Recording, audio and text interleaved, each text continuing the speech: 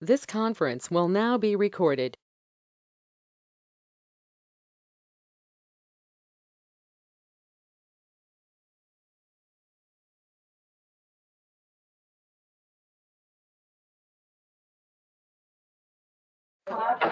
So call this meeting to order. And I think there's a lot of follow-up. Make sure This will be a long meeting.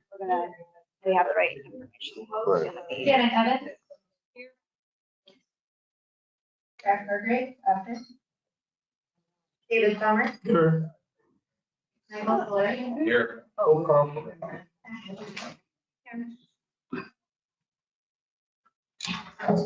You all stand and join us in the Pledge of Allegiance. I pledge allegiance to the flag of the United States of America, to the republic for which it stands, one nation, under God, indivisible, with liberty and justice for all. Is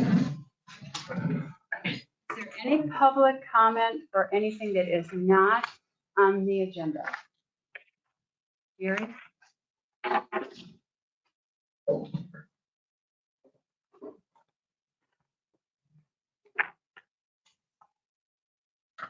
So just have two things I'd like to ask about. First one's kind of a surprise. I know it's a resolution 2205, and the GTI report were not mentioned on the discussion items. I just wondered, is it table or something, or? Yes, effectively tabled. We had no new updates according to. And my second item was, I was on the website today, and I want to compliment your website's getting better and better and more user friendly. And I especially appreciated the fact that it includes the packet now. You can go and look at it. So thank you very much. You're doing a great job. You make it better and better.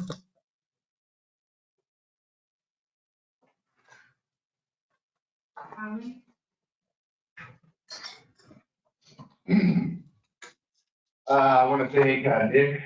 Appreciate that he got Chris out there to do a cleanup on the road. It was 2.5 hours. Again, mostly alcohol and tobacco was the litter.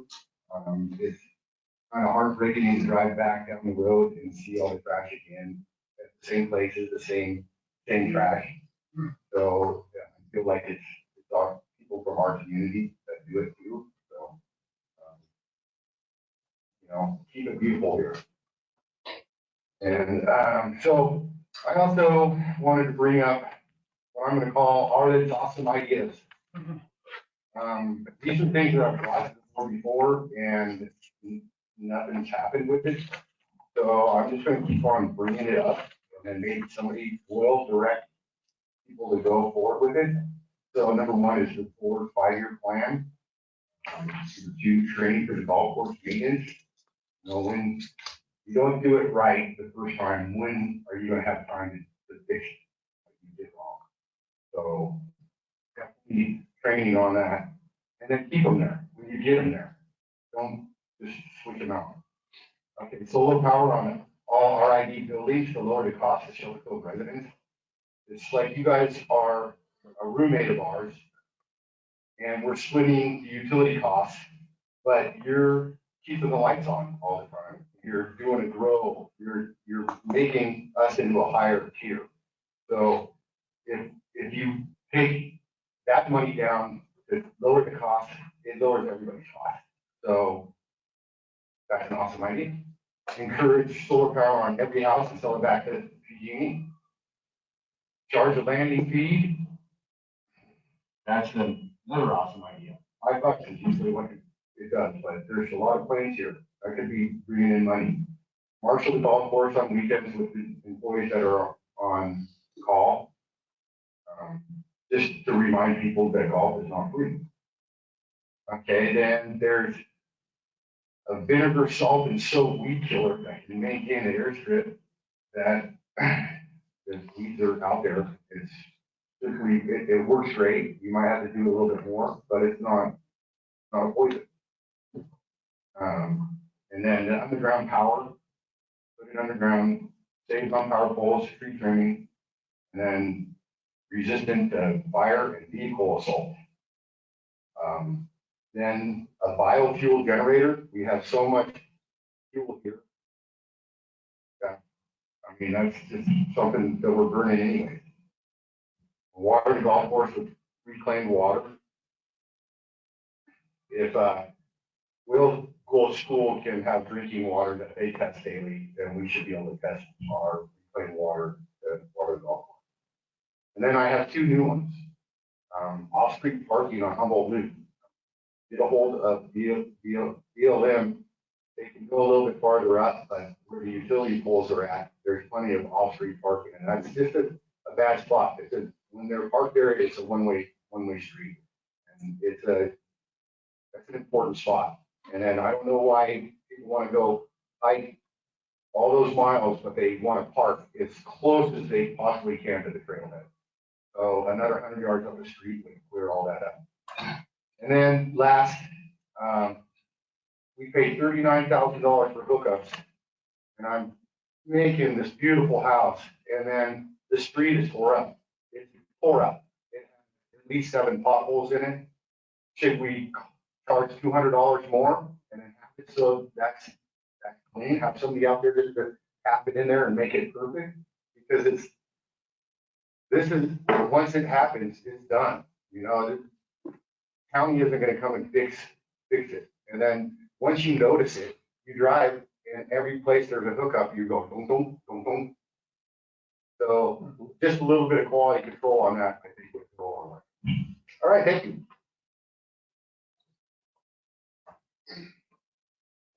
All right, moving along to the consent calendar. We need to approve the minutes of the June 13th special board meeting. Do I have a motion for that? Yeah. I'll make a motion to approve the minutes, the June 13th special board meeting, and approve the bills for May 2024. We're not ready for, Oh, we're not doing the bills? I'm Okay. sorry. All right, just approve the minutes for June 13th special board meeting. That was number 1. Okay, I'm sorry. We should have probably done both of them, Mike. You were right on that. Questions on the consent bills? Question on the bill, on page 2 of 4, the second item down, annual electric meter fees. It says that the company that it's payable to is Humboldt County Department of Agriculture. Is that true? I did ask the accounting administrator about that, and we do pay an annual fee for those electric meters. Humboldt County Agriculture? Yeah. Okay.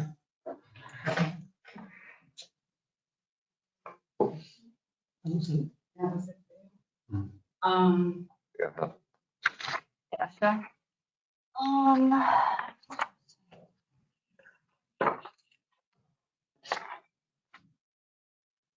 We want to note that it is a little higher because we started putting payroll at the end to capture that cost, how much payroll is monthly. So you'll see that for your end.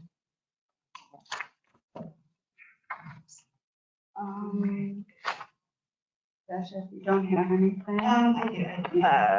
So with the JTI electrical instrumentation of 5,685, is that's still coming out of what we budgeted for that? And is this just, I guess my other question is that they're still working on this study?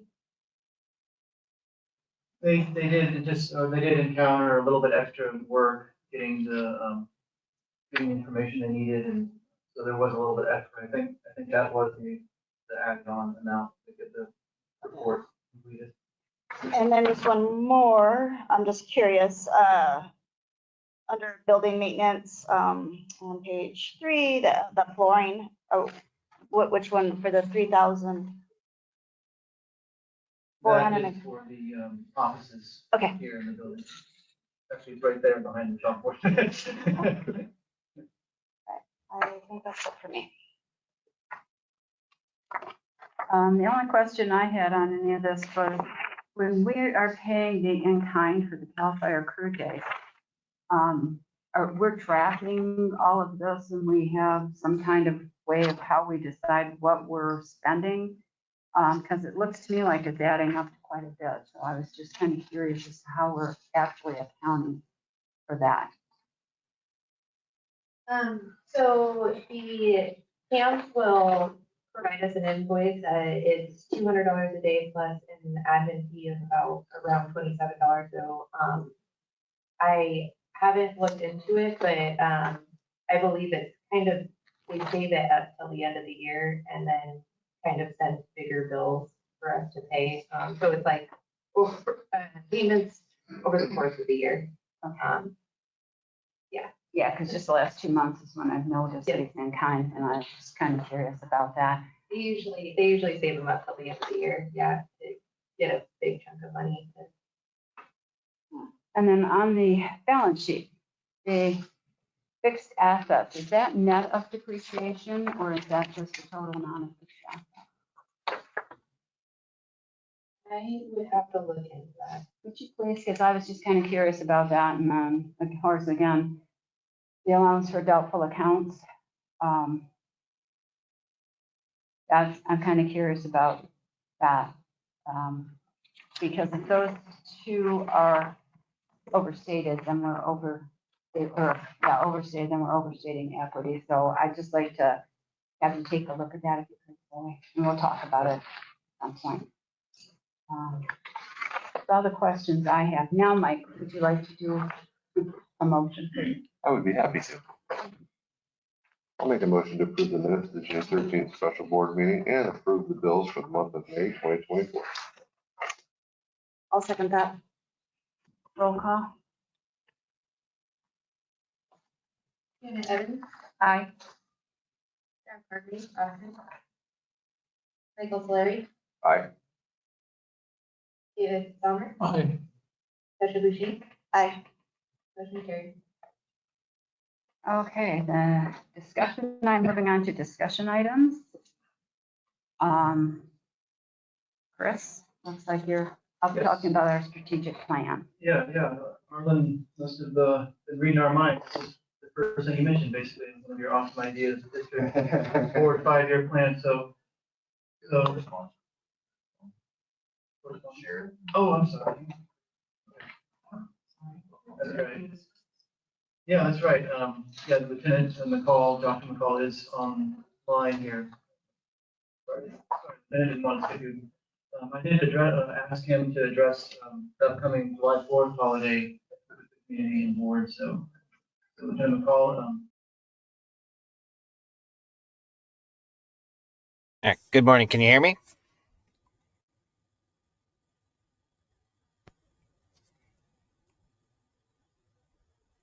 Can you guys hear me okay? Oh, we had a meeting. Oh, okay. We can hear you. Go ahead. Okay, that's all right. Yeah, so I know that was reached out about obviously the upcoming 4th of July holiday events that typically occur out there in the marina area.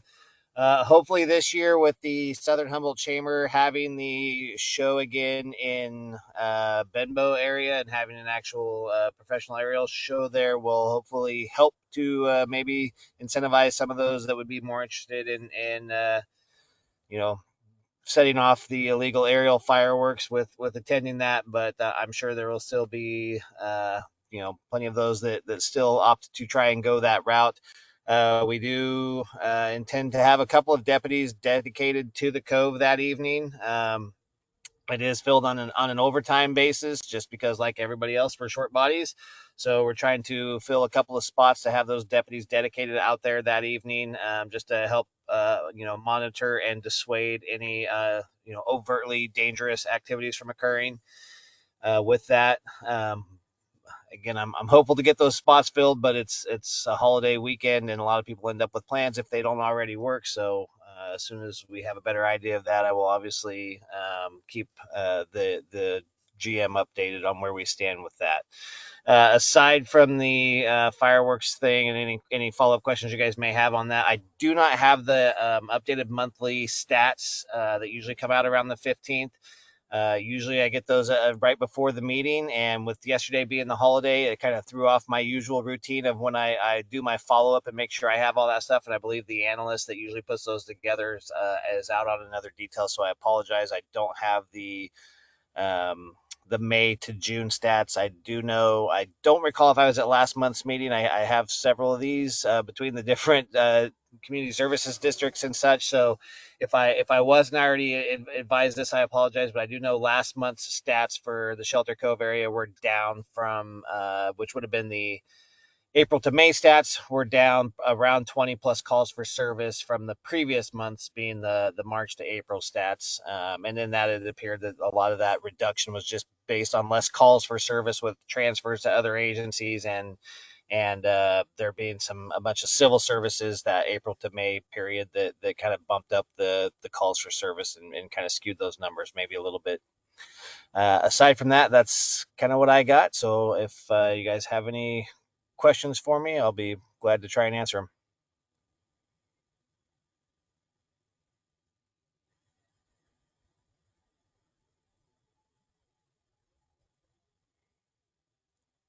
Okay, well, thank you, Lieutenant. I guess we have no questions. Thank you very much. Thank you.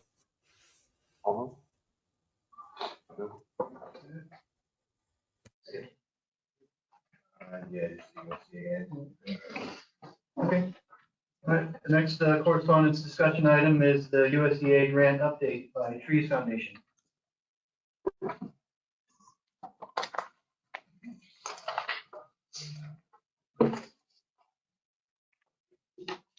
Morning, I'm Shelter Cove. I'm the project manager for the Trees Foundation coordination team that has been contracted to lead the wildfire resiliency and community defense project. Yeah, I'd like to first kind of introduce our team.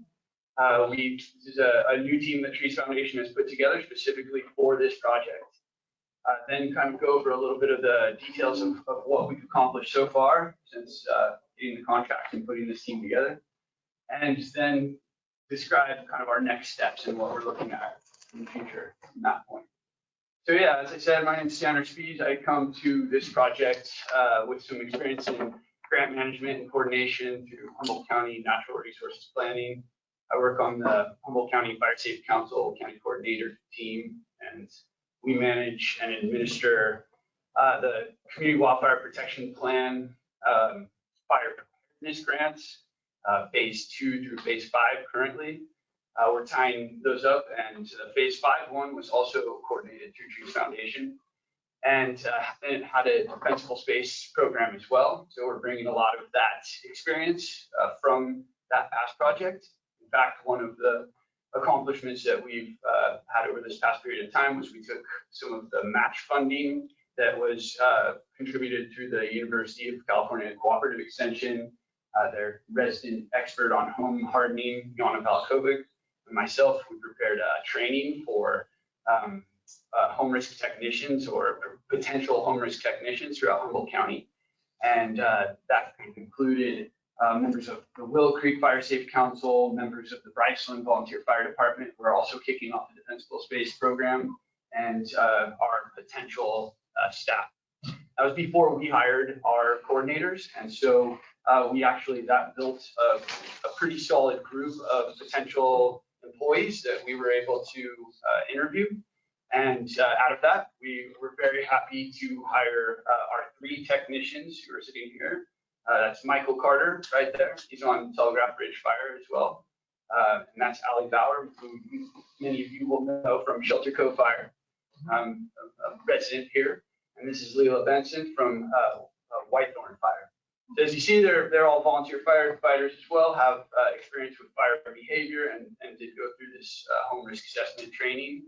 And yeah, we're really happy to have them on our team. These are going to be the face of our coordination team here, working directly with the residents, and coordinating directly to outreach and organize the home risk assessments.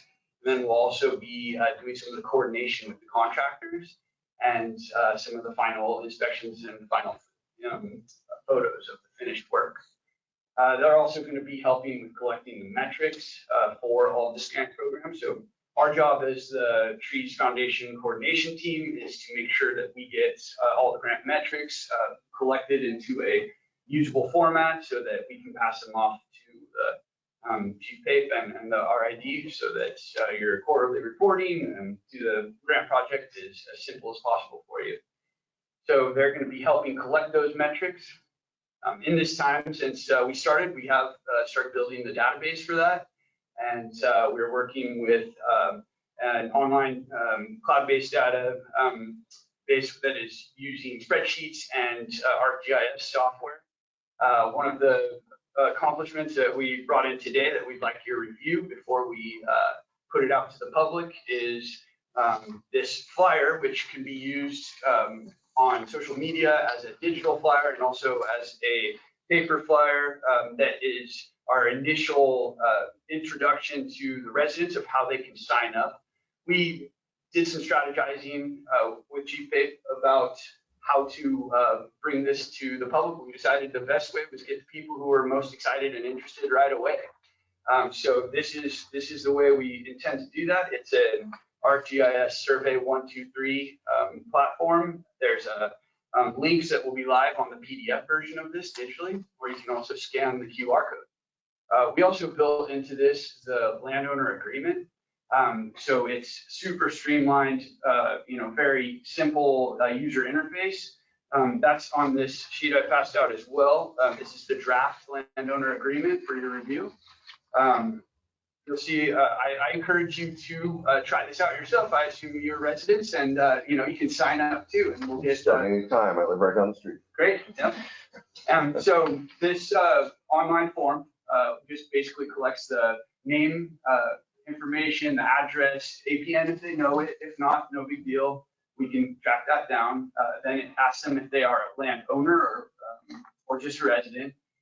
If they are not the landowner, if they're just a resident, then that's where the survey concludes and we'll follow up with that, to track down the landowner. If they are the landowner, then it cues them to a link to this landowner agreement where they can review it, they can read it, they move on to the next step where they are given the choice to accept and agree to this agreement and then follow with a signature.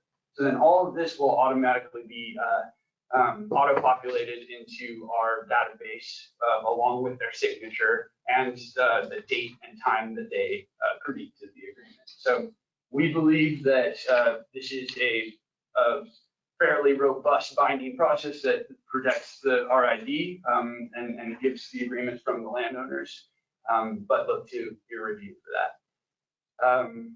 That's essentially the kickoff. That's the most important part for us to really start lining up residents as fast as possible. We're hoping to really put a promotional effort with this material once it's been approved.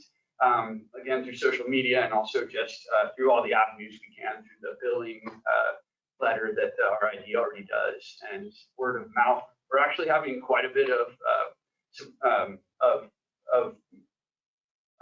forward progress with just the word of mouth at this point. People have been pretty open to signing up right away. So since then, we another element of the project that we've been developing is software that helps the home risk assessment process from Madronis. It's a software company called WUI. We went through the process of vetting different software companies for this. And we are actually, this is a pretty interesting Humboldt County-wide Fire Safe Council partnership that we are, the RID and the community are involved with now. We work together with the Humboldt County Fire Safe Council, that includes the Willow Creek Fire Safe Council and the Bryson Volunteer Fire Department projects, and the Humboldt County Resource Conservation District to do a joint platform where we're all working with the same software together. And this is going to help us collect metrics for the Community Wildfire Protection Plan confirmation and countywide metrics. So in that, again, we were able to leverage some of the experience that was happening with these other projects. And actually, we've been able to get a lot of really great experiences built from those projects that were kicked off a little bit before ours. So we're coming into it a little faster and heavier, I think. We dove right into it as soon as we hired our team. We've done 2 training days out here where we have completed 7 home risk assessments that will be fully usable, not just test assessments, but fully usable assessments. And feel like we've really worked the workflow out at this point. Our goal at this point was set by the fire department to, we're aiming for our quarterly, the next quarterly in October, to reach at least 300 home risk assessments. It's ambitious, and I think we can hit that. Also during this time coming up, as soon as we are able to collect sections of home risk assessments in neighborhood areas that we feel like we can collect, we plan to develop the request for proposals and start to work on our contracting process. And a lot of this strategy was developed already by Chief Faith, and we've kind of continued to develop this in that we're going to categorize the home risk assessments and the work necessary on the homes into these different like degrees of work necessary. And then that's going to be packaged up for a contract. And then we will put the request for proposals out and start vetting contractors. And so that will phase in as we're getting closer to our 300 home risk assessments. I think that's a pretty decent update for now. I'd love to hear if there are any questions. I sort of have one. What if the homeowner doesn't sign on to have this work done? Do they have that option of not having it done?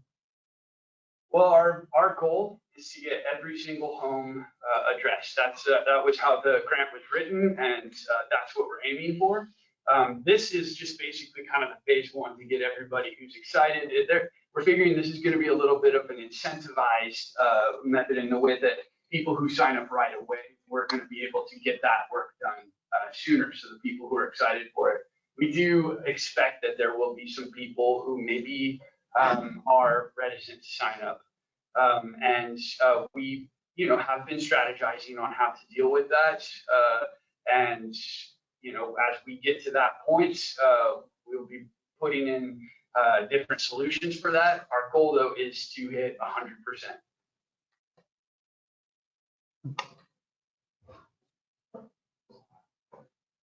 Tasha, do you have any questions? Not this one. The Okay, liability part, so say a tree drops on somebody's house, the contractors are liable for it, or? Well, so there, in the prescription, there won't be any trees being cut that are over 8 inches. Yeah. So circumstance. I have a hill like this right above my roof, so it could happen. So I'm just saying, like, no liability, so it's just your homeowner's insurance. The contractor will carry their own insurance as well. So if say you can't sue the bridge for the contractor that we hire. So I could, the The contractor, would have to. especially if it's negligence, like if they cut it wrong, they're assuming that risk. It's general contract liability. All right. And that would be a requirement within the contracting process. Okay. Anyone else have any questions in the audience? Well, thank you, Tanner. Yeah, we also too want to just express our thanks for this opportunity. This is a really exciting opportunity for Trees Foundation. This is the ability for the Trees Foundation to increase capacity by hiring more staff. It's also another one of our broader regional goals of employing volunteer firefighters, putting them to work at wildfire preparedness. Damian Rumas, who is the executive director, wanted me to express his regret for not being able to be here today. He's also a volunteer firefighter and is actually doing CAL FIRE coverage in Alder Point right now. But also wanted me to express Trees Foundation gratitude for this opportunity. I think this is really an exciting time and opportunity for the community, and I'm really glad to see it moving ahead. Good job.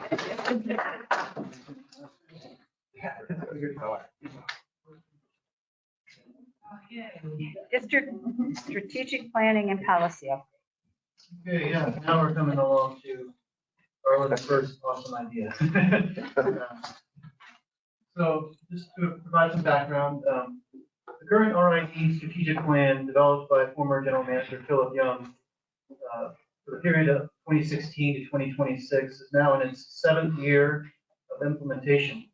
Following the appointment of a new general manager in 2018, the plan was functionally abandoned and has not been revisited, resulting in a lack of overall direction for the district. This necessitates the development of a new strategic plan. The purpose of a strategic plan is to reaffirm the mission, vision, and core values of the district. It outlines strategic priorities, integrates them with work plans to guide the efforts of district departments in implementing these priorities.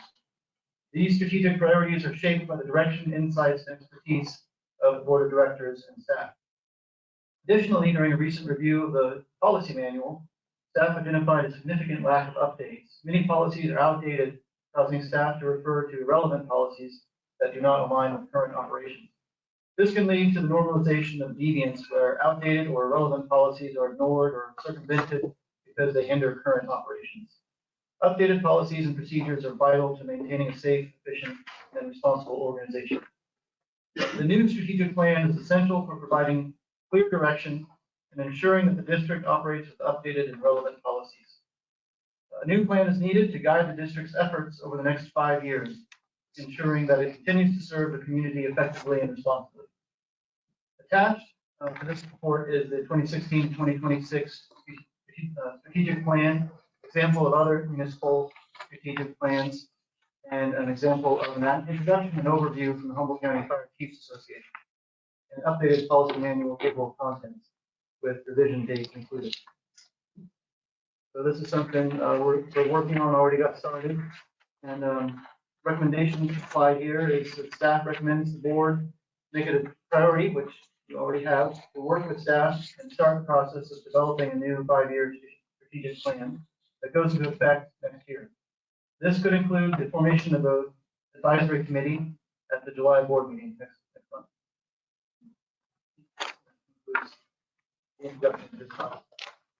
Okay.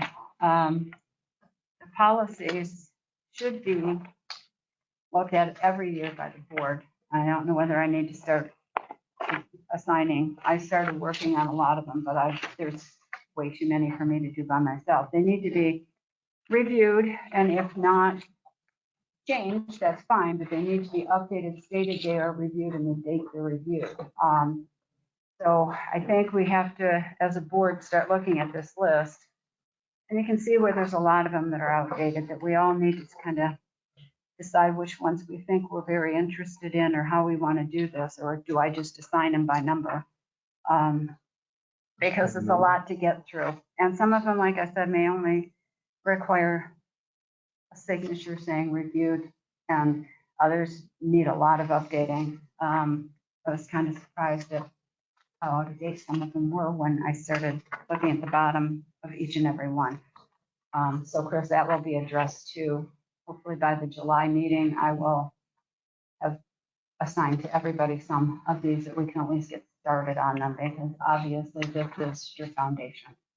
And then as far as an advisory committee, we'll have to meet on that and get that put together so we can get started, because the strategic plan is, as we've all decided to amongst ourselves when we had our special meeting and had some discussions on it, and I've had long discussions with Nick on it, that I think we have to get that going and get ready to start moving after the July meeting. We're having meetings with that. So, anybody have any comments or questions for? I think you could just divide the number of policies by 5 and you'll know. Okay, so if everybody's okay with that, that's what I'll do, and assign policies to everyone.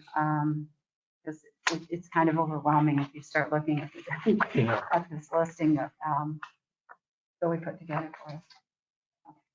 Thank you, Zoe. That was very helpful. Okay. Moving on to the next discussion item. Oh, you have questions now?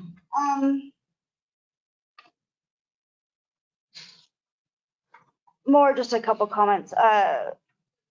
Yeah, I think this is going to be a very important time for the district as we start looking at the strategic plan again. And so I really want to encourage those of you that are in the room to get out the word to people that you know that this is what we're going to be working on over in the next few months, year. It's going to, this is going to be a long process, but really we want to get community engagement on this. I'm sure we'll be reaching out through the monthly billing and probably some online announcements. It's really important, I'm really asking for the community to be, help us look at the big picture of what's needed here in the Cove, not just on projects that such as recreation, but that to really help us get the word out to the community on what our infrastructure needs are, so that we can make better decisions on our budget and what we're, looking at spending our focus on. And then the other thing, just for the board and maybe some staff too, is I really recommend the strategic plan webinar on the CSDA website. That is for special districts. And I've done it once. I'm in the process of doing it again. So, because there's a lot of information there. So it would be nice if we were all on the same page on how to run these meetings and moving forward on that. It's definitely the advisory committee. I think is a good idea. It just needs to be, ultimately, the strategic plan is with all of the board and the general manager and then the community in attendance as well. All I have for that. Now, yes. Mike? No, I got that. Dave? Yeah. Moving on to presentation of the 2023 actual to budget. This is just an update on the 2023-2024 budget.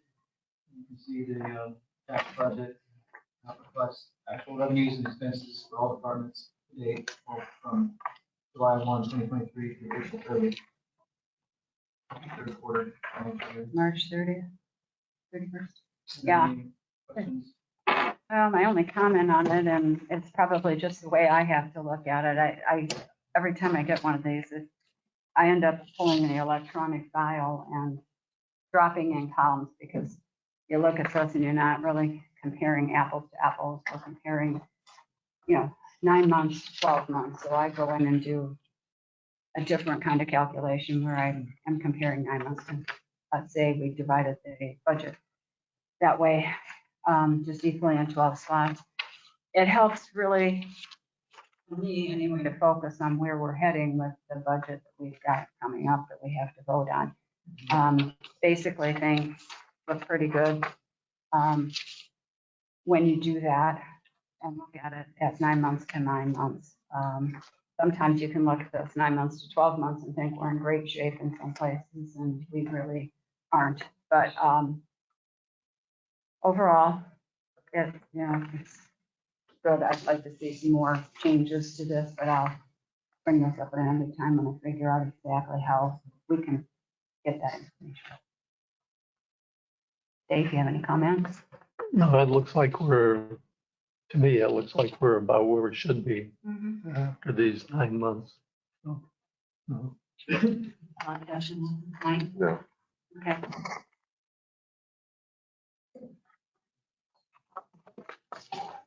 Any public comment on any of that? Anybody? Okay, I think the next thing is take next. All right, we got such a huge binder this time, open back and forth. Give us a second here to get this set up.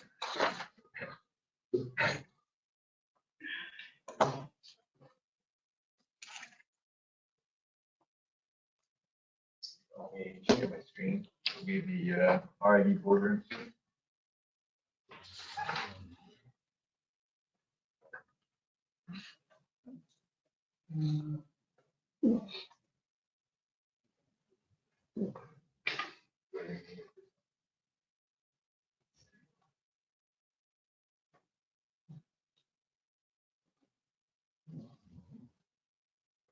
Figure that out.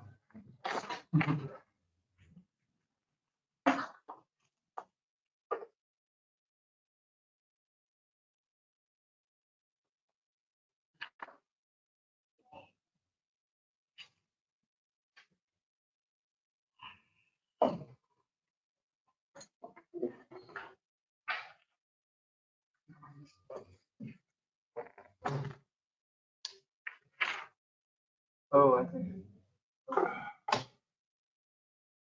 Was from sharing license. You should be able to click on my bubble if you go to view everyone. Oh. So you click that little bubble that's in the corner. There we go. And you present. And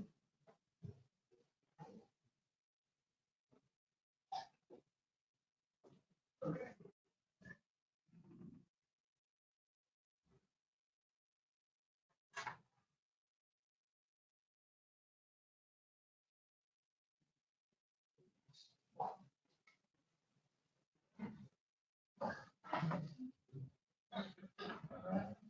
Yeah. Finally get to stand over here. You beat Joe to Arlen, everyone. Alright.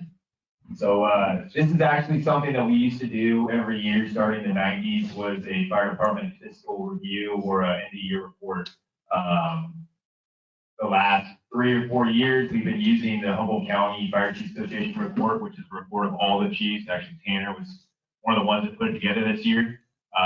And what I noticed was the community usually doesn't get to see that, and the board doesn't get to see in depth of what the fire department operations has been like for fiscal year 23-24. And there's a lot going on right now with the fire department. So as we go forward, I'd like to be, keeping transparency in mind and the updates of the fire department to the community, to the board, more in depth with a quick presentation.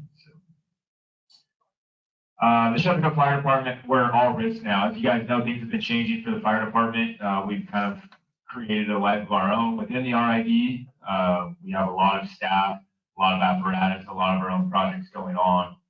When I started with the department in 2009, 2010, the fire department was kind of the redheaded stepchild of the RID. The RID was keeping us alive, both financially and by giving us help with apparatus, getting used equipment. We were just barely staying alive with our volunteers. So a lot's changed. Our mission here basically is to offer the most modern and reliable 911 services to the community and the visitors of Shelter Cove. That's what we've been striving to do the last 10 years, and we're getting pretty close to being able to maintain that for the district. What we protect, so there's roughly 49 square miles, 700 homes and businesses, 9 hotels, motels, 2 beaches. There's a lot going on in our little community. One of the most kind of shocking numbers is the $300 million in property value, and that's at a low end. If you take everybody's property, divide it up by the number of homes, it gives you kind of what's at stake out here just with property and infrastructure. So we might be a small community, but there's a high value to the county and to the state. And Shelter Cove Fire takes a lot of pride in what we do, protecting the property infrastructure and obviously the lives of the community. Right now, our staffing is 1 full-time chief officer, myself, 4 part-time duty officers. You guys have seen Jack Hargrave, Cassie Etter driving around, TCP lead Frank. We have our cover guys, which are the guys that cover actual days, and they're as close as you can get to full-time staffing for the cost that we pay. As well as 25 other volunteers. They're all fully trained. We actually just did our PAT test last night, which is our physical ability test for wildland season. It's 3 miles, 45 pounds, in 45 minutes, and everybody got through at the time, and 98% of them passed with a full 45 proud for that. First year we got everybody through it. Currently, we have 14 pieces of apparatus that we maintain, 260 fire hydrants, and over 2 million gallons of stored water. So we're doing really well. We have a type 1 water system that feeds our hydrants, and we utilize that. A lot of our tactics are based off hydrants. We flooded over 20,000 gallons of the fire we had day before yesterday, and we utilize that water to protect the community. Emergency responses last year were up a little bit. What we noticed was a lot more technical rescues. We actually had less fires last year than we normally have, and with a big increase of public assists and medical aid. So the really biggest difference is the medical aid is emergency. People that have injuries or illnesses, we just had a broken leg last week.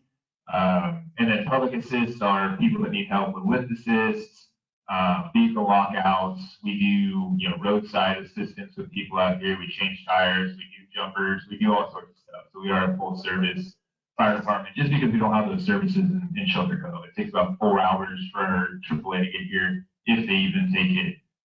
And if you've ever been locked out of your car before, it's definitely an emergency to you. So we're getting pretty good at breaking into cars. The other stuff we have up there is our hazmats. We do hazmat calls. It's a very small percentage. But if you guys can see down there, the little dark blue 7% is our fires.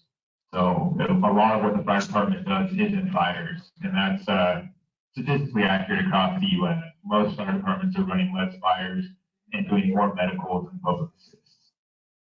And then 6 minutes is our average response time, which is what our goal is. ECC will give us a response check back when we get paged out, and our goal is to have our type 6 duty officer already going to your house within 6 minutes on every call, and we were able to do that for every call last year. So really proud of that.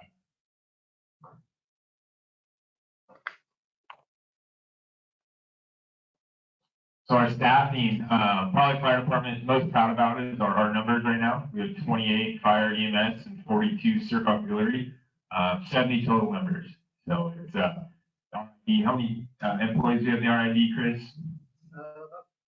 14. So 14 members, and then now the fire department, as I said, is 70 folks in it, and we have that managed through our ICS system. Everybody has a supervisor. But it's a lot. It's a whole other program within the RID. 1 full-time, 4 part-time, as I said. And then again, our CERT volunteers are a huge chunk of our auxiliary staff. And they're always looking for new members as well. And then what we started this year is our sleeper program. So before, if you didn't live within the district, you couldn't volunteer. It was all about response times and liability. With our bedroom opening up in the bay, we were able to bring people from outside, and we really been utilizing them. We had a sleeper firefighter on for our last 4 major incidents, and it's basically a full-time firefighter that sleeps here that complements our duty officers that are full-time as well. So we're basically managing 2O staffing for a very low cost to the district. And we've been really, really proud of that. We've been getting good motivated firefighters from other departments, other areas within Southern Humboldt, and they really complement our department. We're excited about expanding that program going forward. Budgeting for success. So this is something I just wanted to share with the board and to show when we do these meetings. I know they might be long and seem like some of them isn't worthwhile, but it literally what we do and what we talk about here could potentially save lives. Memorial Day 2022, we had a really tragic call. We had 2 BLM employees swept off Black Sands Beach. Unfortunately, one of them didn't survive, and Jack and Josh, our 2 rescuers, were able to go and get the second one, and she didn't make it. Thankfully, we've had her at our meetings before. She interacts within the community. She's still a BLM employee, happy, healthy, alive. The guys were doing that on a totally unsafe, out-of-service jet ski. That's all we had. It was about half hour. They struggled through the waves and were able to rescue the victim and recover the body, and they were both spent. And for us, we came to the board, and part of my promise to the firefighters is that they show up and give me their time. I'll do my best to put them in the best equipment possible. And that started a year-long process from the time the board of directors approved our emergency funding for a new jet ski and a quad, which both of those vehicles were out of service or outdated. And come to find out, a new jet ski is $30,000. So it wasn't just a $10,000 expense. Everything's getting more expensive. And if I'm going to ask these volunteers to go out and risk their lives, I have to come up here and do my job to get the money. Board supported us 100%. It took a year to actually order the jet ski and get it delivered due to a shortage.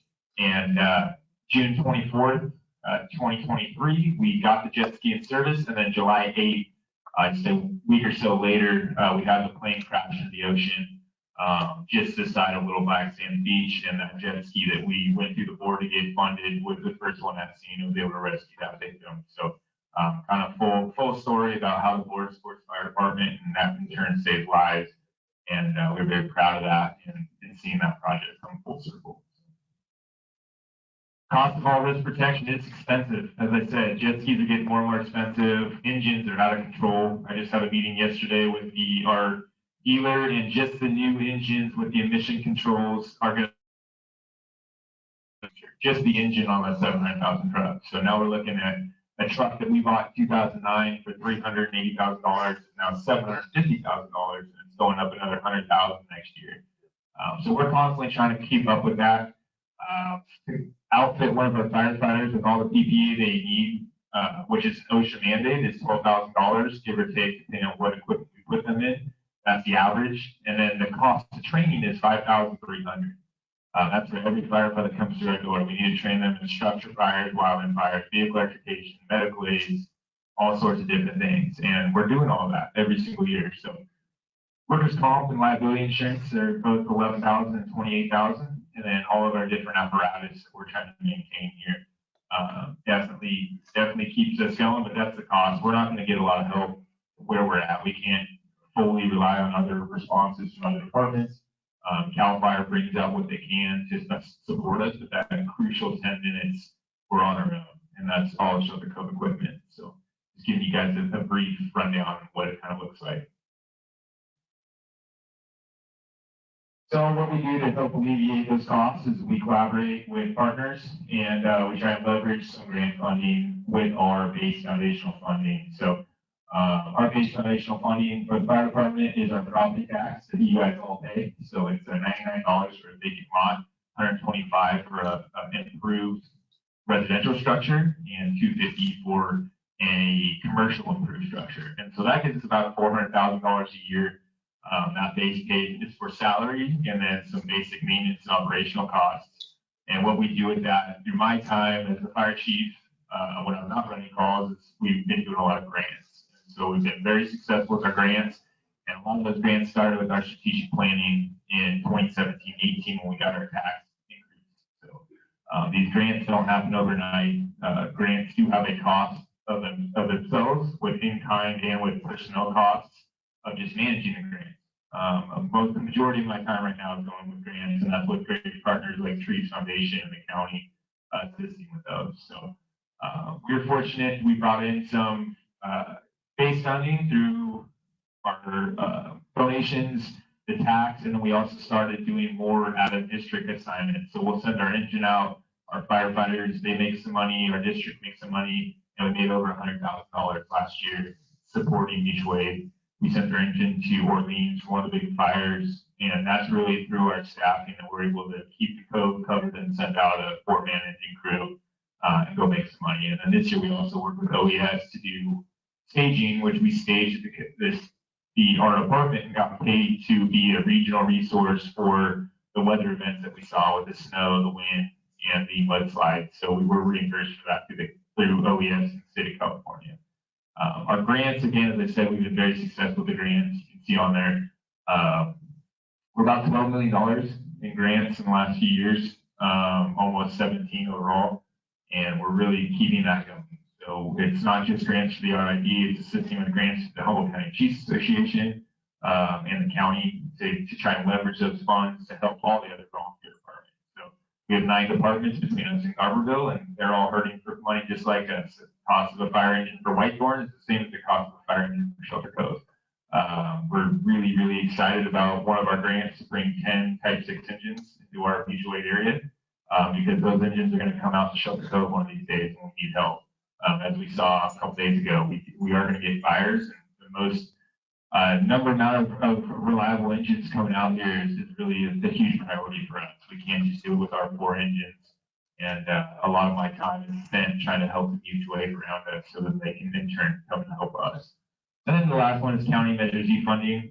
Measure Z is a half-cent sales tax to the county, and we've been fighting for it every year. And the fire services is supposed to go towards public safety, and they're running out of money. So we have to go up there and lobby and try and push for it. I went up to 7 meetings this year in Eureka, and at the cost of itself with drive time and fuel costs to the district, but we were able to get out of it. We got the highest funding that we've gotten in the last 8 years of Measure Z, and then that goes to everybody as well. So it's 42 departments that have a joint application, and last year we were totally defunded down to 600 grand, and that basically just paid for our admin support through a fire services team and our dispatching fees. And so that was due to lack of funds in the county, and then they carried over the reserve to this year, and that's what we were fighting over. So next year they might be out of money as well. So we're kind of scraping for any crumbs that we can get there, and then divide it between the 42 departments. So it's about $18 million in the last 5 years. What it looks like year to year. This is the 23-24 review. The main thing I want you guys to focus on is our income versus our labor and operational expense. Grant income and capital expense is not guaranteed. So I kind of see that as an extra credit. It's great when we get it, but it's not something we can bank on. So when you look at the tax income, that is pretty much guaranteed over the course of the year. Right now, we were actually paid out $361,000. The county does collect late fees and a second payment that we expect sometime in the next 2 months.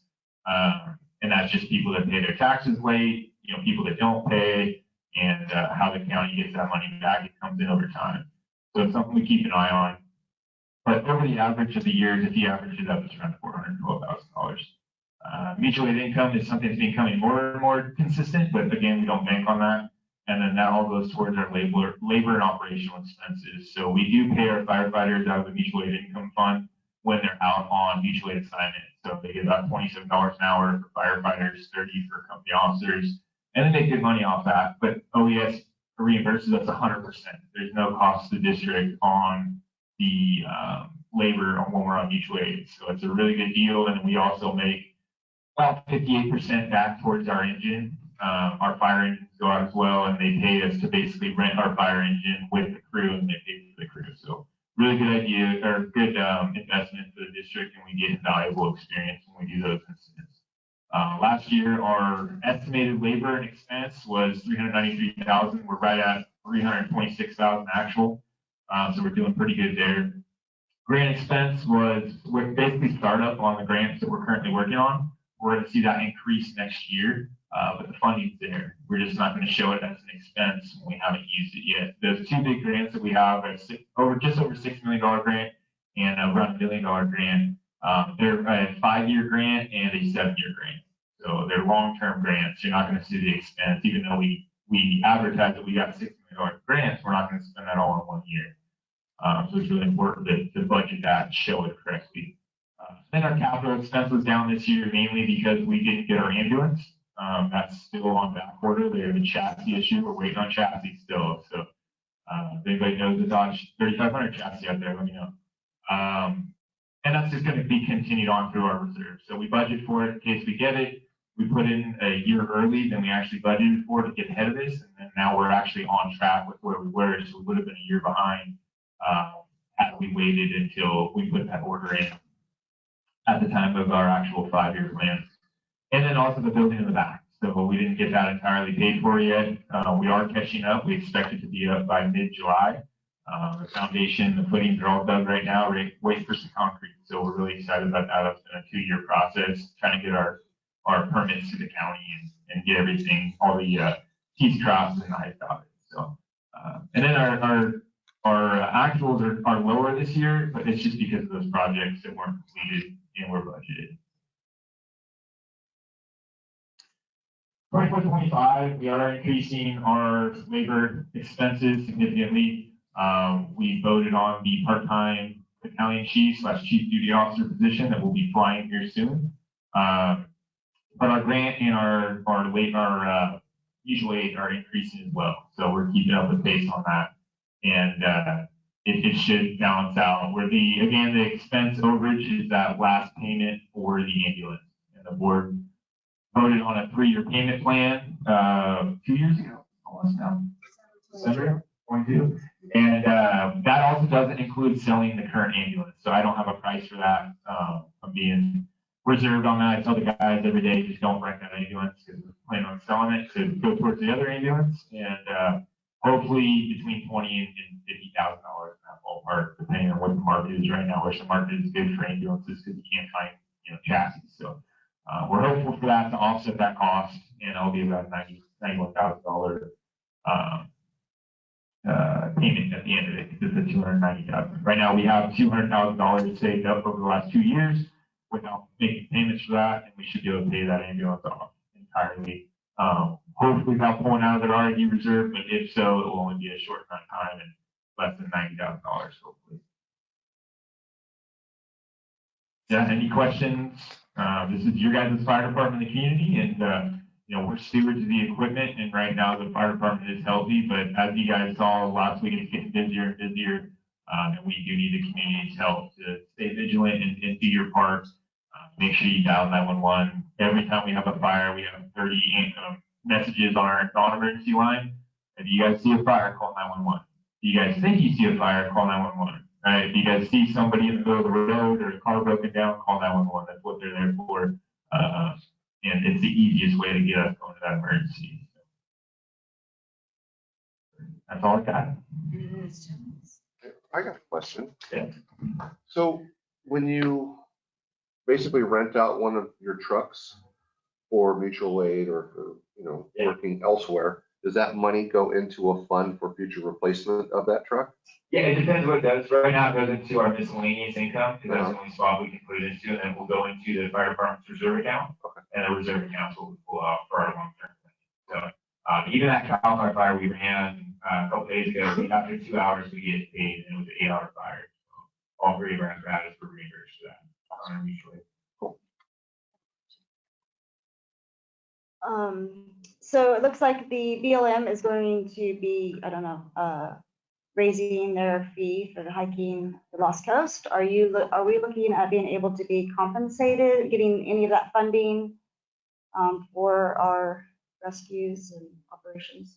Yeah, so currently they wrote that in their business plan that a chunk of that money is going to be set aside for local volunteers. How much that is still up in the air because they can also use it for trail maintenance. We do currently have a grant out right now that I put in 34 months ago for $10,000 to basically double our duty officer on high traffic days, the 4th of July. And I will really want to know about that grant until September probably. That's some of the funding we're leveraging for them. So we don't know yet how much they're setting aside of that fee for. Not specifically for fire rescue. They're estimating around $100,000 is what it could possibly bring in. But then they're saying they could put that towards. Yeah, that's the writing in the business plan. So at Faith, we have been working a lot with Paul Seaver, who's the catering manager, and he does a lot for us as far as working with us to get the safety signs put up and trying to mitigate as many hazards as possible. And he was the one that actually told us to fill out the grant for the possible funding. So first step on getting that, it has been a long time coming. We actually used to get $6,000 a year, and that went away. That was in the early 2000s that we used to get that. So for training and road rescue equipment. Well, just let us know if there's anything we can do to help Absolutely. expedite that. Or...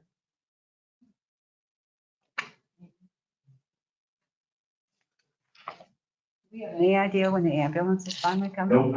I wish I could give you an update. We're waiting on a bill number. And so what happened was there's such a big backlog right now. There's departments that ordered 10 ambulances that are backlogged. And so we're behind all those. As soon as I get a build order, it could be 6 months from that build order. So we're at least 6 months out. I can call tomorrow saying, all right, you guys are next in line. We got a chassis for you.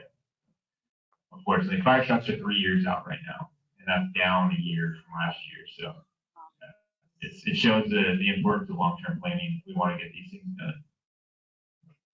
Probably have it all paid for before it gets here. Yeah, it's one of the benefits of having a long time. Yeah. Thank you. All right, thank you. Can you talk about the fire a little bit more? I got another report. Yeah, you guys aren't knowing me yet. But any questions from the community on the presentation or budget at all? I think it's my like to hear. Thanks.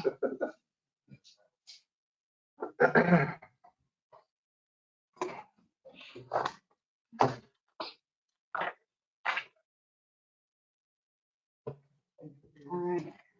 Okay.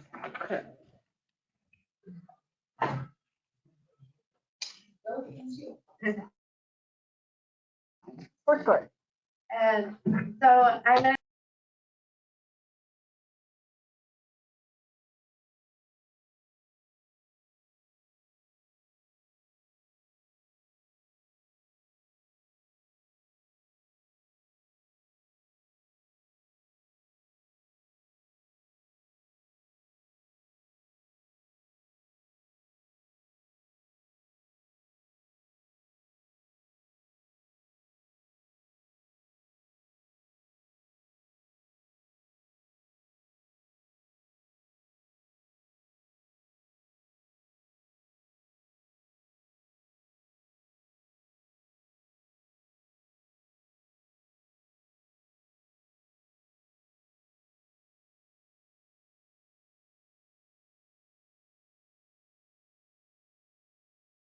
community members are asked to assist with project progression to ensure the project remains on schedule and within budget.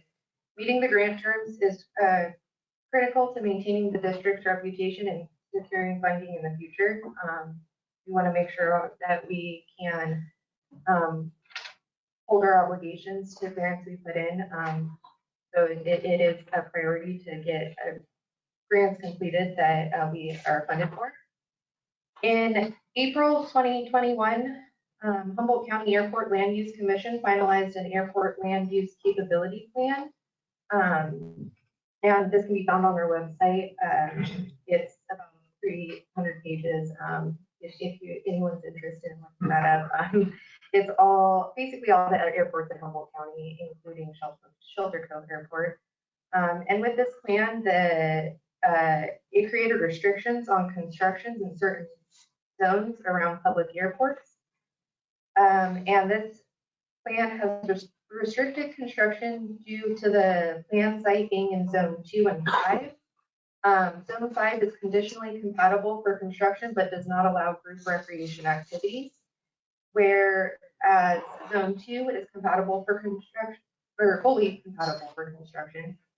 After discussion with county planning department, it has been proposed to relocate the court slightly to the south of the original location, eliminate one sidewalk, and modify the court layout. This reduction in size from an NBA full court size basketball court to a schoolyard size basketball court, which is about 90 by 64 feet for the final pad dimension, will allow the construction to be fully in zone 2 and out of that zone 5 area, which is incompatible for group recreation activities. So that's what we've been kind of looking into to just get it. Basically, half of it was in zone 5, half of it was in zone 2. And the priority is moving that court completely in zone 2 so it's compatible. The district has incurred $43,696 in in-kind costs, which include pre-construction costs, including engineering. Pre-construction work has been completed apart from the spring biological survey. We are seeking to work with the engineers on updating the original plans with the modifications mentioned. So we held off on that biological survey with the considerations that we're trying to move it a little over to get out of that zone 5. With the turnover of staff, the project was not completed by its initial reported date of December 30th, 2023. That's what we wrote in our last progress report, which we're not close to completion, as we can see. However, the project is on time to be completed by the December 31st, 2027 deadline, as we have years to get it completed. The district has spent $43,696 out of $62,048 allotted for in-kind contributions. That's what we submitted in the grant if we could fund. We are expecting construction costs to be close to the $195,000 reported. The grant funding, what funding we're actually getting reimbursed from the grant is the amount of $177,992. And this will be utilized to support basically most of the construction costs. We didn't use any of that on the pre-construction and engineering work. Originally planned as a half court with 2 pickleball courts, community input led to an evolution of the scope. We're planning on a full court with 2 pickleball courts, and the adjustment aligns with the projected budget. And an informal group of community members have generously volunteered their time and expertise to assist with the research related to permitting and requirements for the project. We have diligently explored solutions to make the project viable at the submitted site, which is located at lot MMM near the community center clubhouse. And due to a deed restriction associated with the project, the proposed site location must be used. Because there was talk, oh, maybe we could put it somewhere else. We already kind of have the paperwork for the court to be in that location through a deed restriction. I'm sure it's probably possible to get that lifted, but that has already been completed. Additionally, the court must be maintained through June 30th, 2048. So once we put it in there, we can't take it out. We have an agreement to have that in there for 20 years for the grant terms. And the committee's invaluable research and assistance has significantly contributed to the project's progress, ensuring that we maintain on track and establish a sports court for the enjoyment of our community. And then the financial impact of this, with the alteration of plans, there may be expenses related to design change, permits, and construction modification. However, cost savings will occur during construction by opting for a school-size court instead of the NBA size court and removing a sidewalk. And the committee also reported we may be able to get materials out of Gerberville instead of Fortuna. So getting construction material out here, if we can find something closer, could reduce costs as well in that construction phase. And then staff's recommendation is to provide a discussion of the committee's findings and recommendations on proposed change presented. And we would also recommend to include a board liaison or a board member with a special interest in Parks and Rec for future meetings, just so we're all on the same page. And then I believe Mike Bruno is on the call. I don't know if he has anything he would like to add.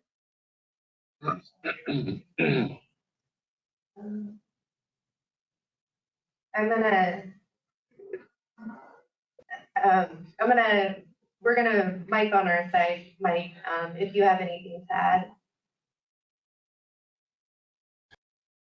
No, I'm just available for questions if there are any, and you know, I would comment that I've spoken to the planning department about, you know, what are the steps that they would be happy to see, and so we have a plan in place to continue with that.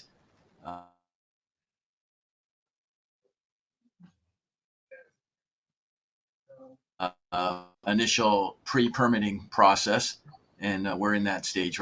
Really, the next step is to update this, and we're SHN to help us with that. But we have a backup that if they're not willing to modify the site plan under the existing budget, then we can probably find some way to modify that ourselves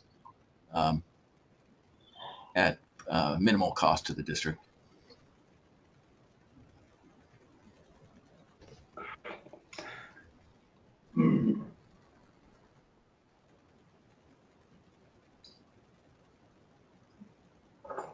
Thank you. I'm not sure if you were able to hear any of that.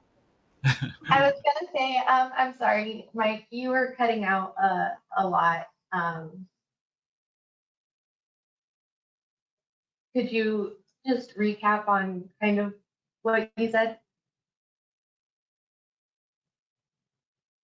Okay, just a quick recap. We've been in discussion with the county planning department, and they're providing a little bit of guidelines on what they'd like to see. They are encouraging, in general, this project to move forward. And the next step is really to update the site plan, the drawing. And our first option would be to have SHN do that for us. And our second option is to do it ourselves if necessary. Thanks for that recap. The board have any questions for Mike? Any questions? Yeah. I do have some questions, not specifically for Mike, but I can. I just want to thank you, Mike, and the other members of the community who have taken this on to help reduce the cost of this project. I think this is a good discussion. I'm kind of on the fence about as far as like shrinking the sports court. It kind of seems like I'm not sure that we're going to be seeing the savings, the cost savings that we're looking for with just shrinking it by about 500 square feet. Because we may have like some savings on the material, but we're still going to be seeing roughly the same, I believe, the same amount of cost for construction as far as labor and staging.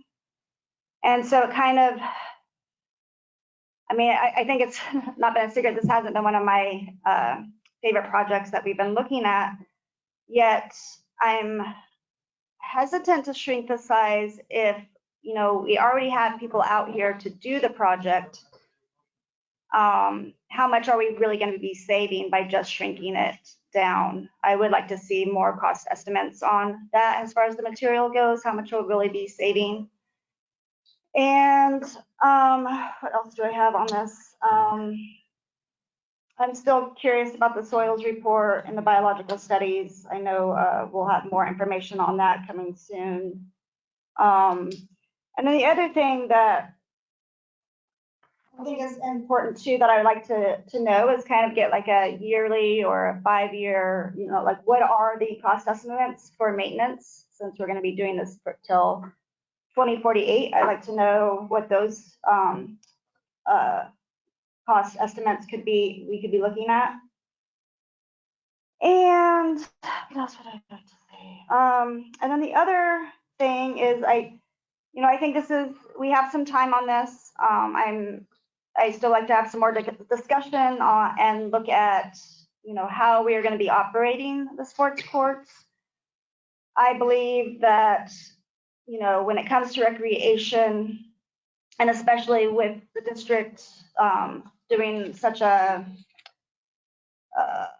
development that takes good district property and whatnot, that we should be charging something for the use of the sports court as far as the pickleball courts go.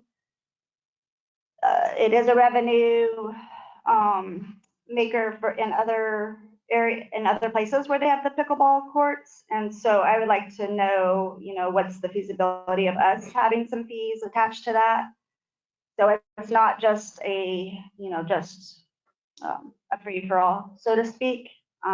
So looking at that further so that we can recoup some of our costs would be, I think is good. Would be beneficial for the code, for the district, and let's see here. Anything else? Yeah, I do have some more follow-up that I would like to do with Humboldt County as well, to make sure that we're all on the same page as to what it's going to take to get this project completed.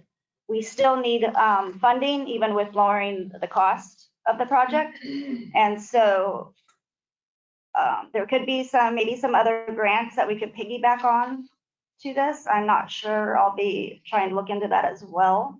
But I would, maybe we could reach out to SCARF and see if they could look into that as well too. I think there's still going to be some community fundraising that will be needing to happen to help get this project completed, if we're able to do that at the moment. But I do want to say, Mike, I really do appreciate the time that you have put into this, and your group is doing its best to see how we can lower the costs. I'm still just on the fence on whether or not we should shorten the footprint of the sports court.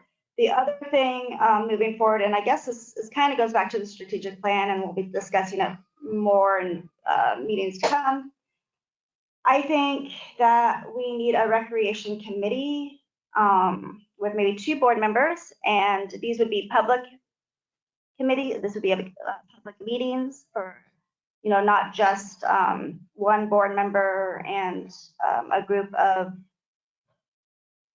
community members who, their purview is, the sport that they're interested in. I'd like to see a bigger a recreation committee formed in the future, so that we can have these public meetings, and then there's more transparency on how we're making our decisions. And that's it. But thank you,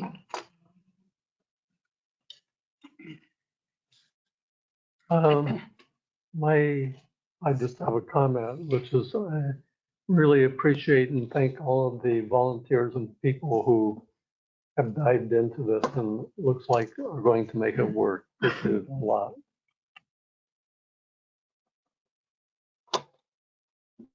Mike, do you have anything to add? Yeah, I just want to, All right, so acknowledge are we that. going to move forward with an action item for next month to get a board member on the committee with you, a liaison? So I think that's something we ought to put on their agenda for next month. To see who would want to put the time and effort into this decision. One or 2 of us, be nice. Or I mean, 2 of us. Jack is recreation. Okay. So just for action item next month to get just your recommendations in place. Could that be a recommendation, maybe to form a committee, an actual, not just the volunteer committee? Yeah, we can work on the recommendation and we'll get it on the agenda. And you can help with that as well, if you would please, Tasha, with getting it move forward. But we'll make it an action item.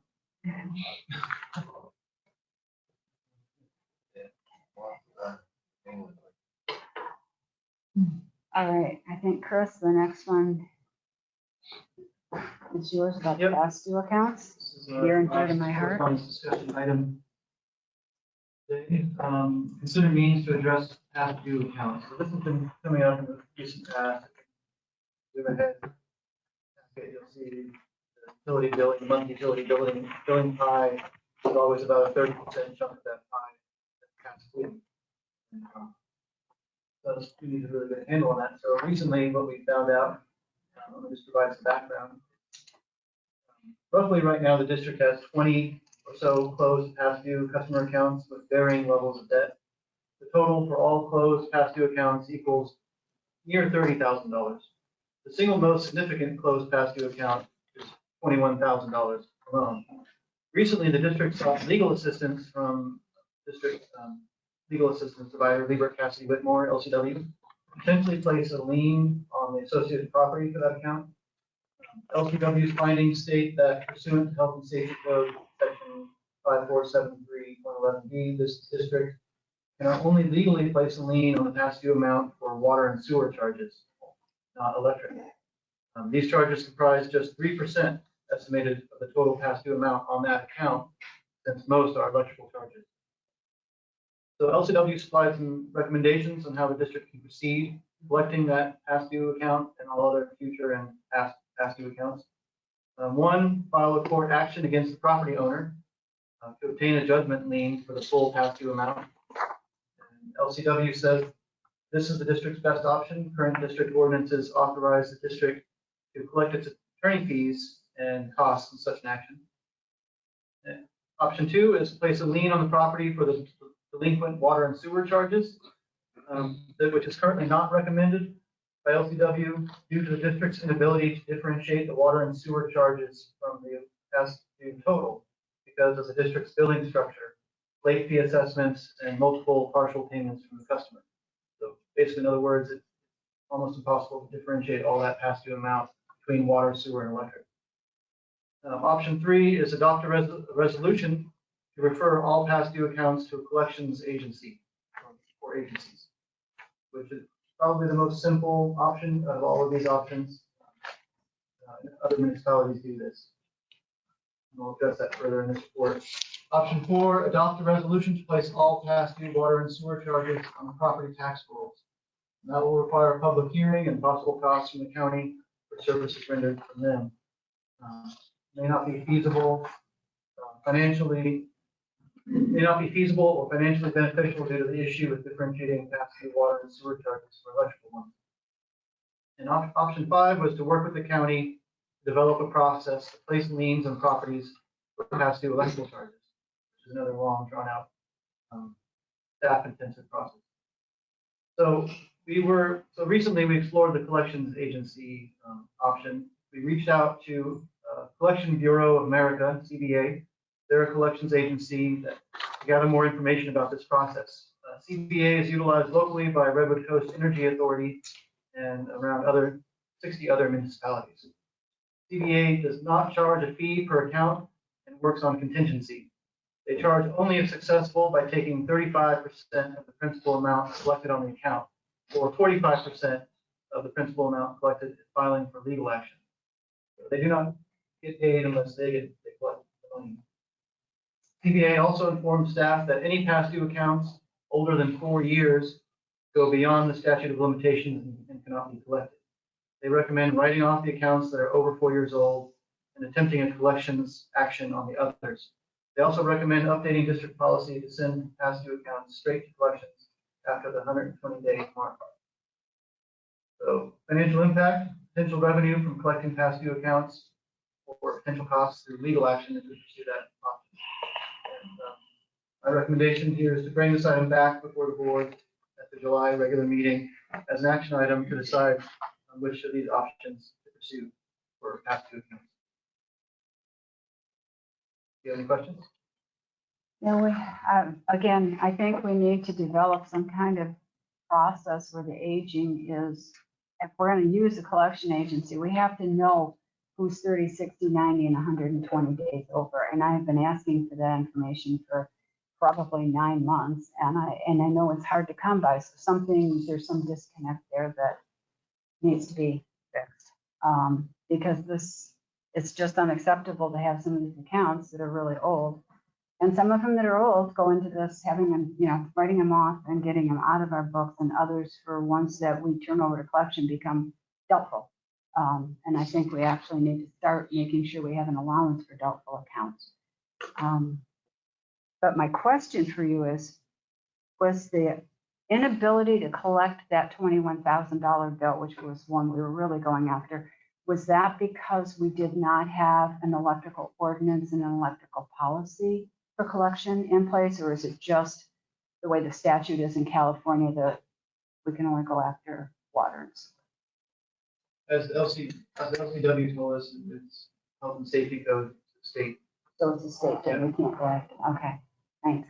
We did send them all our ordinances, so if we did have an ordinance specifically outlining that, we could do it.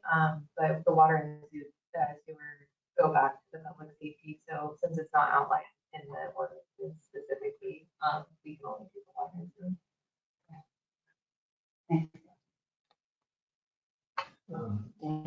Is the $21,000 past due, how old is that? Is that within the 4-year limit? Yes. Okay. Okay.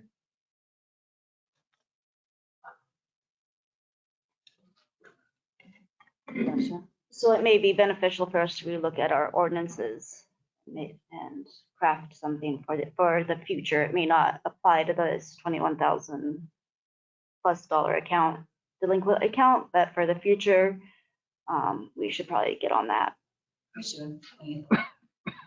We didn't even have an electrical collection policy. That's why we spent time, Chris and I think John had some input into it. We went ahead and got this written, I don't know, last spring.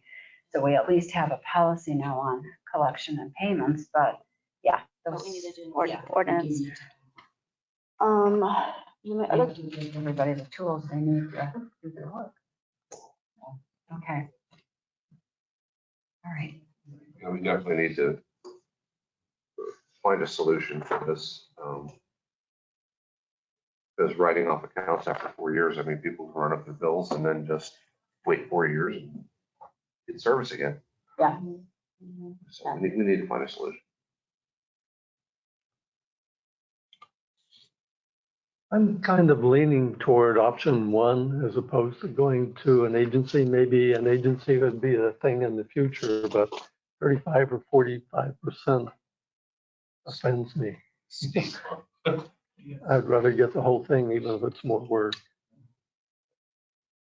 But it's better than nothing. I think, along with, what you just said, Dave, it is true that that is a steep fee. However, we also have to look at, the cost of a legal action. To the red for doing it, yeah, I know. And if people aren't paying their bills, we may not be able to recoup, even though it says we can recoup our legal action, our attorney's fees and stuff, but they may not, if they can't even afford to pay their bills, we may not be able to recoup that. But yeah, bringing it back as an action item would be great. Okay.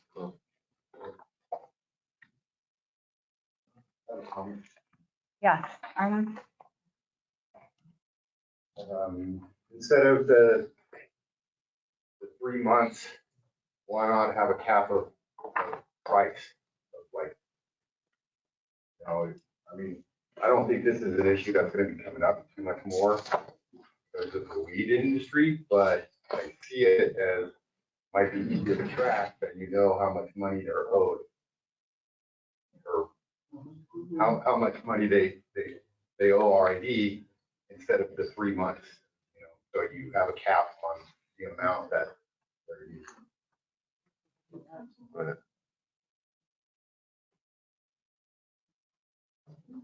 Anybody else with a public comment?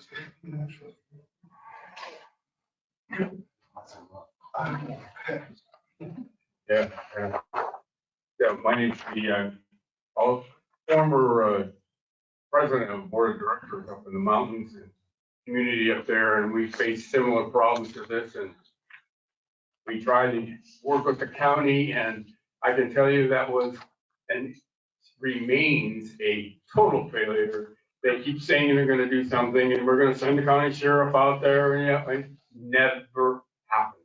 One person, it's been 8 years.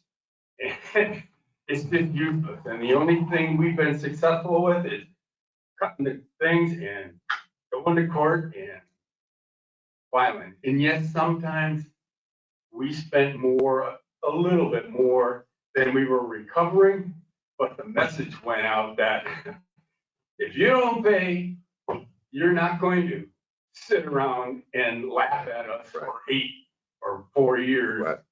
And that was the only thing that was successful. So I encourage you to act. Thank you. Jerry?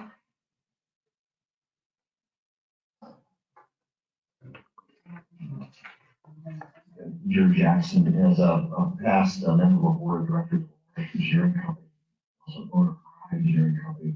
I would, accounts receivable is always a big deal for businesses, and I would recommend that option one, the legal, go after legal.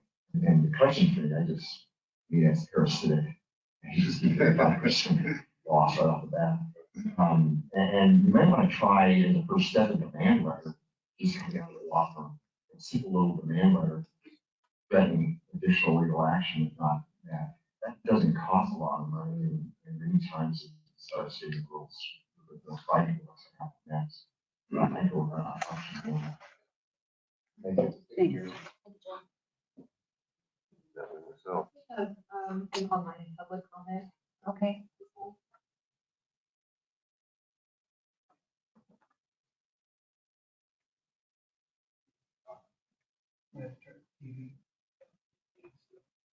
Hey, Michael, we are ready for your public comment.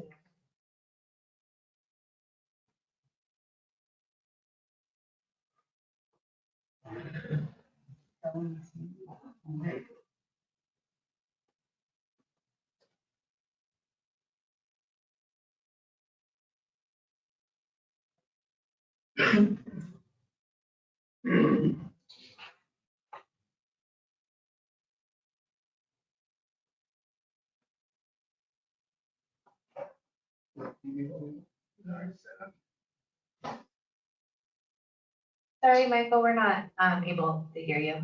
Oh,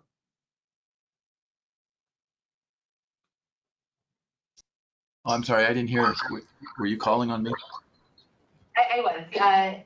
We got your message. You wanted to make a comment on this matter. Okay. And we're comment when you Yeah. are. Yeah, I would recommend that you do move forward with placing liens on those properties with arrears above a certain level, because it's that's one of the most effective things. And maybe you'll never get paid. Maybe they don't have the ability to get paid. But once the property is sold or transferred, that would be almost like an asset on your books. And placing a lien is actually not that difficult. But of course, you wouldn't want to do it on people who only owe $1,000 or something. But for certain bills above a certain level, I would strongly recommend just moving forward with a lien.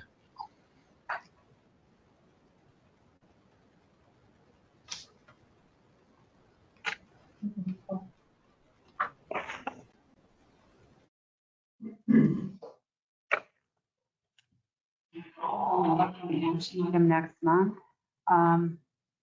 Director's reports. Anybody have? Michael? Nope. Tasha? Yes. That's yours? Okay, so this last month, after the last meeting, I met with John, Chris, and Zoe to discuss the CDL wage increase, has an incentive for long-term employment. And I also was in contact with Mark Wilson, our union representative, basically asking, like where we fall on our pay scale in the state, and then also if there are other ways of providing incentives for long-term employment with our employees. And we'll have more discussion on this later during the action items. We did this special meeting for the general manager evaluation. We attended the Lost Coast Labyrinth dedication. SCARF is very appreciative of the dedicated land from the district. And I also met with Mike Bruno about the sports court to get an update as to what they were looking at and what their findings are so far. And what else did I do? Oh, also I met with Todd Athey about the golf course to listen to his ideas and then concerns. Again, this will be for coming up with future discussion here shortly. And under the action items. I also completed the 2024 Ethics AB 1234 compliance webinar, which is every 2 years a requirement training for elected officials. What else did we do? Oh, I also did complete the general manager evaluation webinar as well. And touched base with Nick briefly as well just to see how we're doing with the fire department. And I don't know if this could be a good time to say that you and I switched liaisons. Yeah. Tasha agreed. She's taking on the fire department, which I think I advised Nick of. And I will be working with Zoe and her team in the office as a liaison. So we're switching this year. Appreciate your help, Jan, on that. And then I think, is that it? Oh, and then I did visit some potential code violation sites within the code. And that's it for me. Dave, do you have anything? No. Agenda meeting every month where we review what's going on, our action items and what discussion.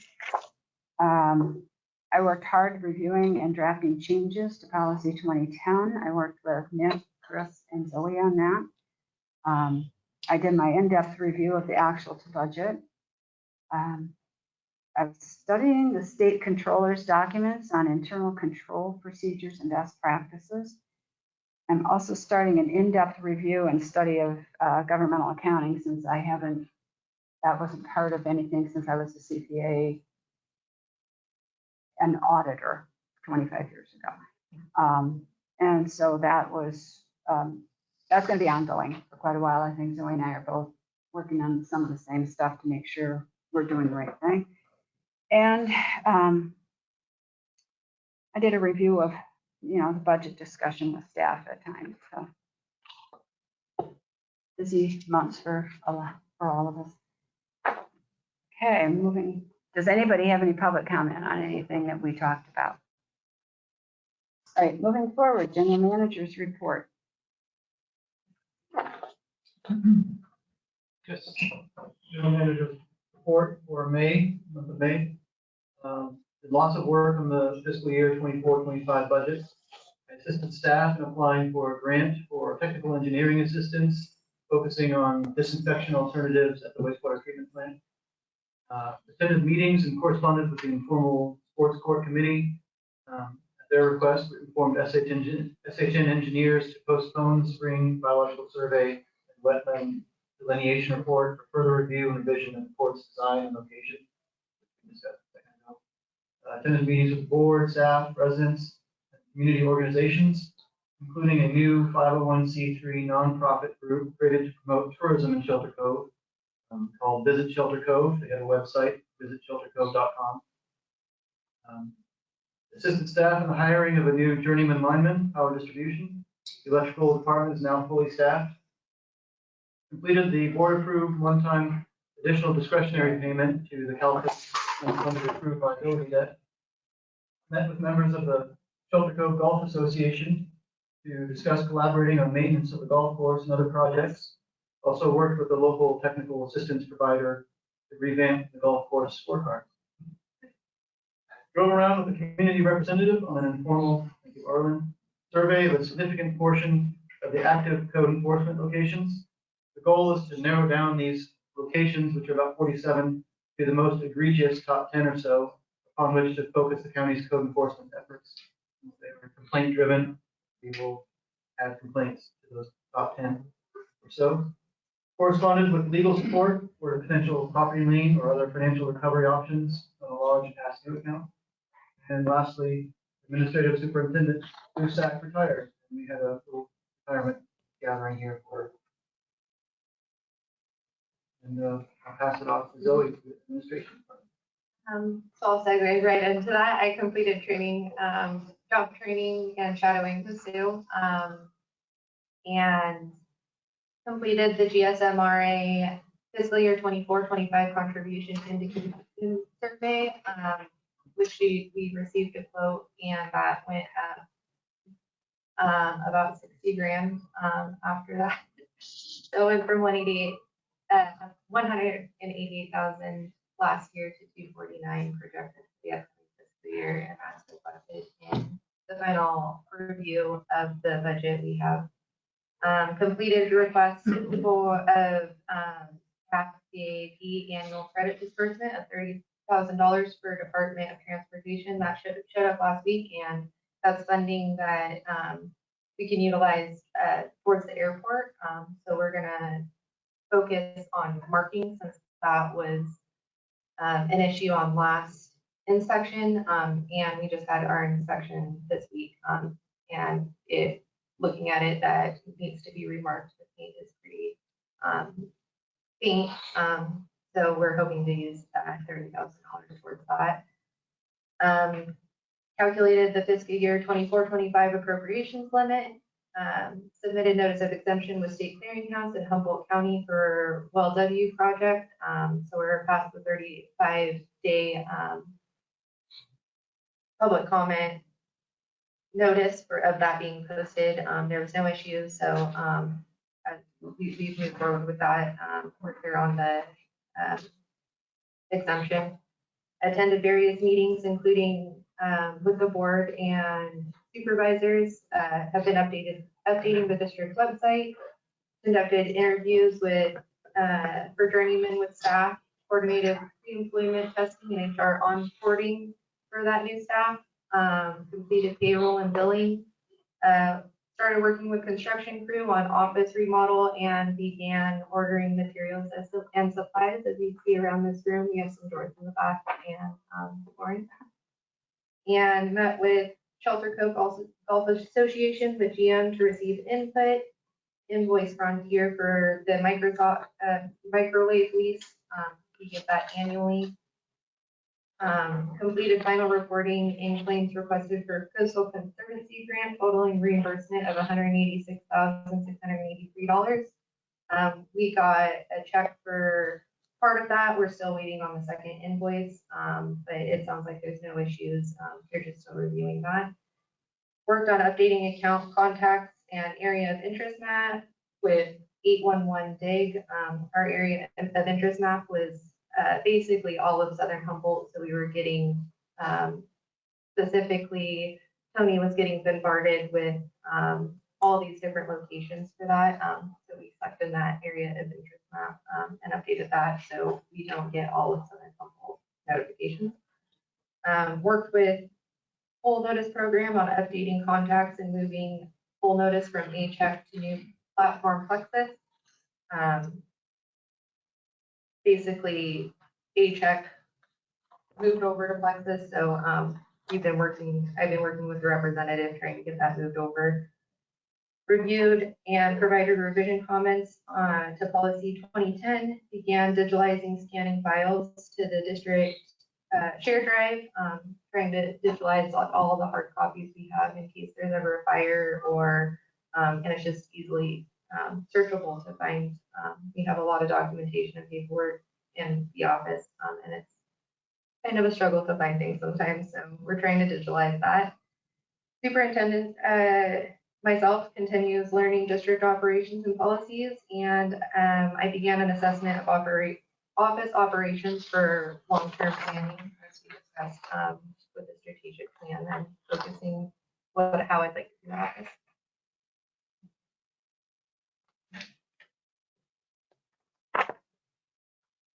Thank you.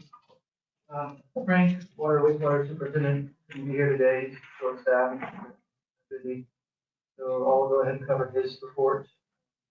In the water treatment department, says they drain, clean, replace the sedimentation pond back into service. They rebuilt the chlorine injector, installed that.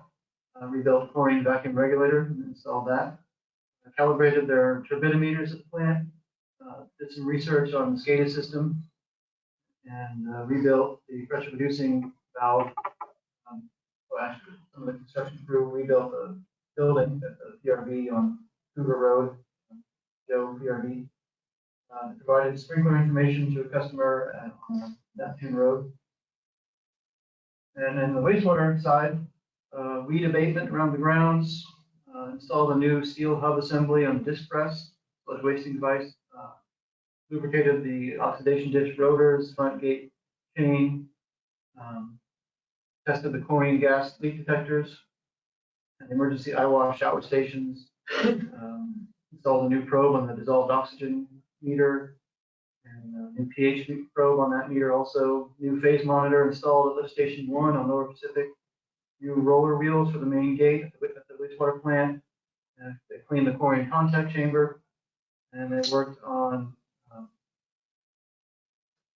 some quotes for magnesium hydroxide, which is an alternative to hydrated lime for some of their wastewater treatment, working on chemical supplies. I know Frank also covers parks and recreation side of things, so I will move to that.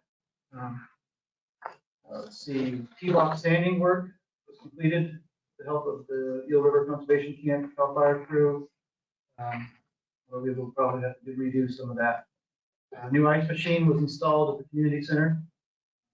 Mapping work with Mayor Consulting. Tighten the toilet seat at the community center. That needs a special mention. They fixed the clog in the library restroom by pulling out all the paper towels. I guess that's just a community reminder to flush only toilet paper and whatever else, not paper towels or wet wipes. They also cause a clog, I believe, on Pacific, wet wipe clog. So those, even though those are flushable physically, they should not be in the sewer system. Roadside flail mowing work, mainly underneath power lines, I believe. And then there's new community center propane tanks, Thompson Gas came out to replace. Water wastewater, and pass on to John. Generation. So last month, did tree work, we replaced 5 poles, changed the failed transformer out here to the office that was causing an overvoltage issue here. Conducted journeyman interview, and we hired the journeyman, and then we had a service call for a panel.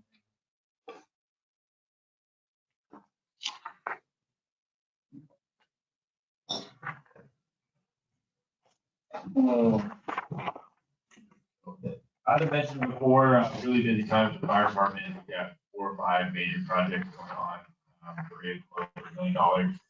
We have our CAL FIRE grant, the Highlanding grant. I'm sure you guys have seen them going out of town. They're lining up from the Kennedy tank, the big $1 million-gallon water tank at the beach, all the way to Redway, 30 feet on both sides of the road. So you guys see them working. So please be mindful of their traffic control.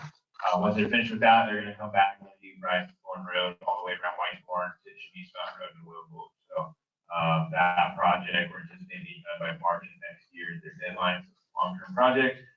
Worked a lot with the Trees Foundation, getting this project off the ground again. That's a $6 million project. Around 700 homes, 2,800 lots. But I'm going back to get full fuel treatment. So please, when they get that interest letter out, sign up. It's going to be pretty much first come, first serve. Get on there. We're getting contractors going. And as you guys saw, fire season here. So we had our first fire of the year a couple days ago. Ended up being 0.88 vertical acres. So it felt a lot more like 2 or 3. I did multiple times. But yeah, it's scary. Shelter Cove is still the #1 hazard to the community is wildfires. Need some time to get these grants implemented. So we can't have it go for this year with all this money sitting there ready to make this wildfire safe. We're building 13 new fire engines, and we've got, again, $6 million in federal space money coming to the Cove. We really need to be vigilant before all that's implemented in order to be safe. I don't want to see this place burn up a year before we get all this safety stuff implemented.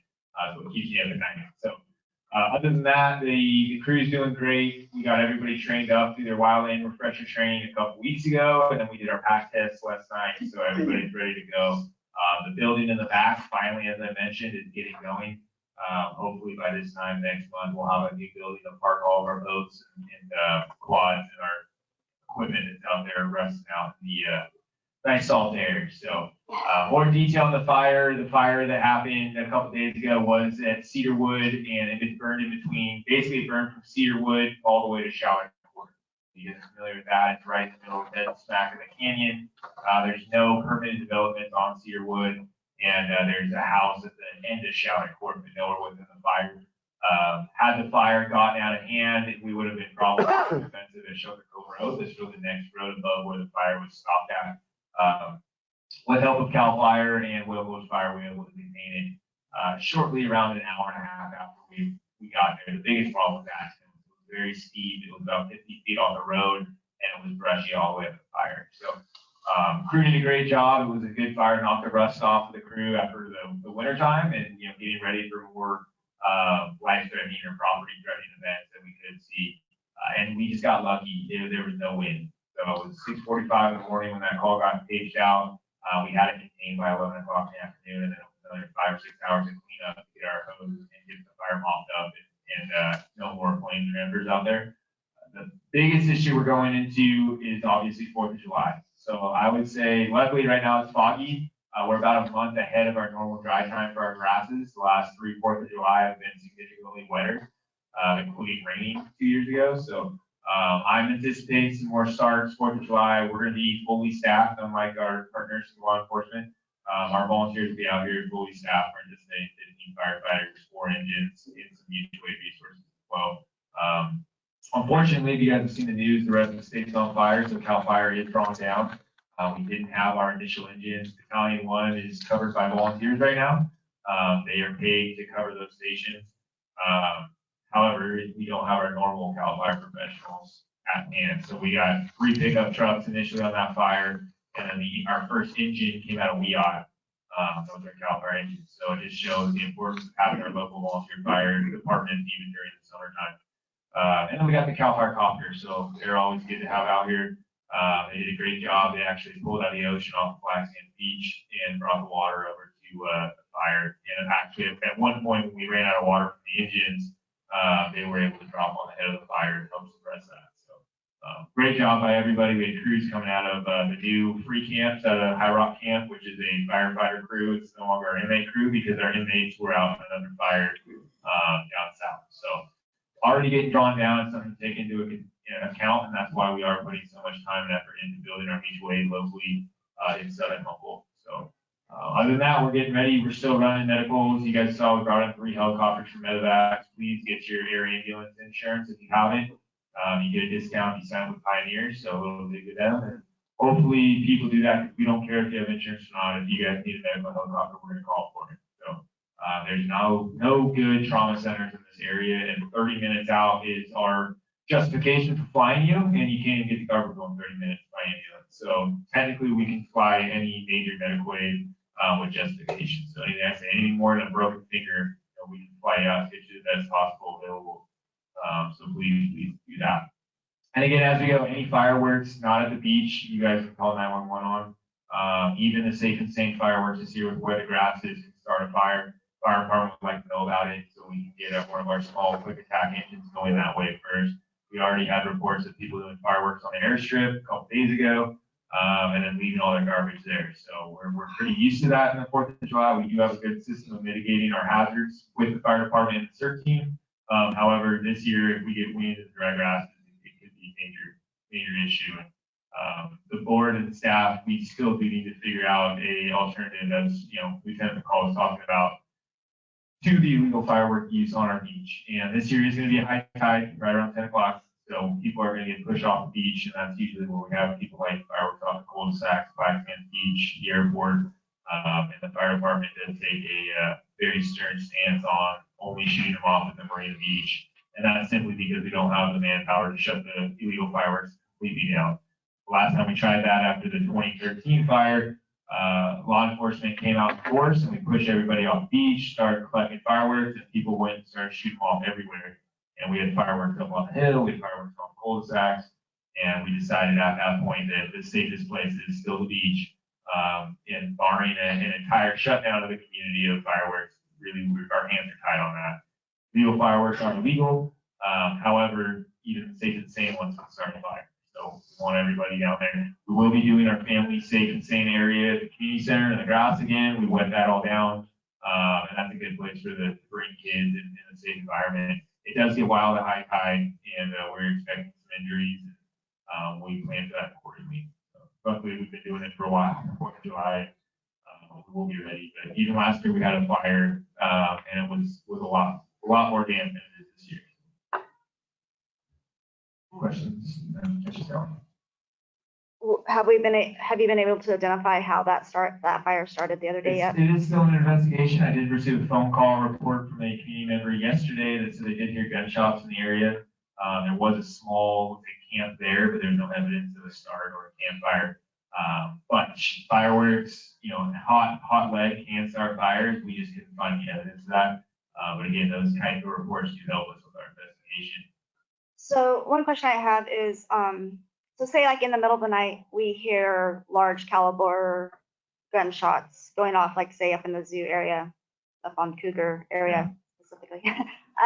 Or it's hard to tell if they're like large caliber gunshots or if they're mortars or what's happening. So you recommend us calling 911 at that point? Yeah, so the fire department will only get paged out if it's an actual fire. Unfortunately, when you call 911 for fireworks, it's gonna go to law enforcement and they'll determine whether or not it's a critical safety issue. And there's only one sheriff's officer in Southern Humboldt that's on duty. They're probably not gonna prioritize that, speaking personally. However, if you guys keep calling 911 and it starts to trend, those numbers go up. Okay. And a lot of people turn a blind eye to it. They think it's a pain. 911 is very easy. You know, answer, they say, you know, basically law enforcement, what's your emergency? If they're looking for you to say it's law enforcement or it's a medical or a fire. If it goes fire medical, it gets sent to Fortuna, then we get paged out. If it's law enforcement, they keep either at CHP or the local sheriff's department. But you guys need to be, that's one thing Tom Allen says, we have to be good witnesses as a community. Everything is complaint driven at that level. If you're having to prioritize manpower, and Garberville, you know, luckily for us, we're a lot safer and have less issues right now than Garberville does. So I do see why they have to prioritize keeping officers there.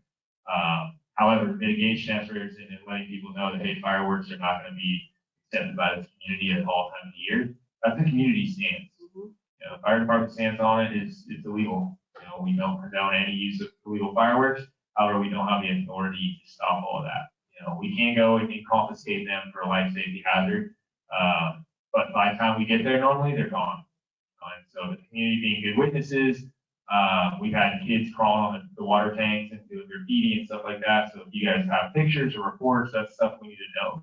But don't just report to the RID, call 911. You know, that's defacing public property. So there's a lot that it is, you do have to follow that up. It's not being a whistleblower, you know, it's supporting that because they don't know about it and we don't know about it. Nobody calls them in.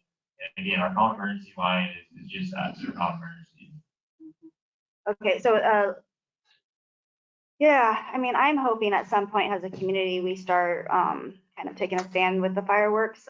They're doing it, you know, communities are doing this all over California right now. We can't really risk a fire coming through the cove.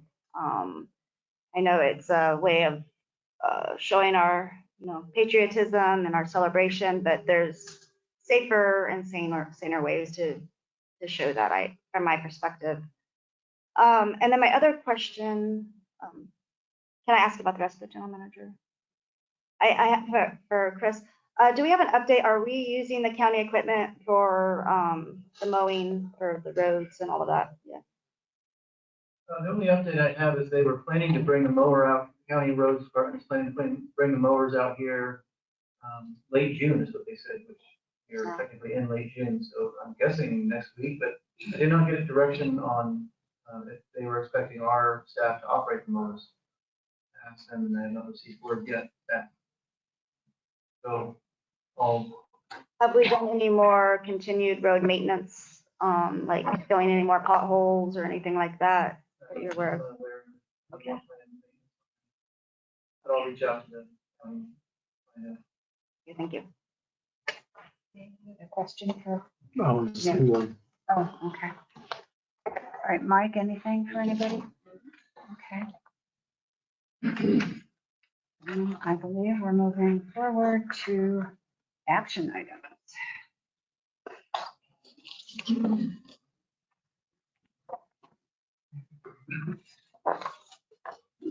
Hey. So the first action item for discussion is consider adoption of resolution 2412, which is establishing the appropriation limit for the fiscal year July 1st, 2024 to June 30th, 2025. Background of the appropriation limit is the appropriations of property taxes made by the property owners of Shelter Cove have a ceiling limit. And this limit changes annual by a factor comprised of the change in population with the change in California per capita personal income. Shelter Cove's price and population information for this calculation is obtained from the California Department of Finance. And a board resolution to adopt the appropriation limit is required each year. For the tax roll, it's just a formality. We have to send this resolution in with the resolutions that are approved in January, passing those property taxes as well. And then I do have some stats. It's a little bit of a moving target where each year's appropriation limit is at. It's based off crop. We get about a third of the percentage for ad valorem tax, which is the property tax. And currently that's sitting at about 536,000 that we get as that. However, when houses sell and appraisals go up, that number increases. So that property tax ad valorem is a moving target, so that's not a set number. And then the tax roll charges, which is standby water, sewer, the fire protections, and the special tax, those are all set fees. It can vary year to year depending on property merges, lots merging, and changes like that. This year we were at 752,694 for that, and any interest we receive from the county on these funds is also calculated into that appropriation limit. So currently we're sitting at an estimate of 1.3 million with the taxes we have coming in, and next year's appropriation limit is almost 1.7 million for the board's reference where we say.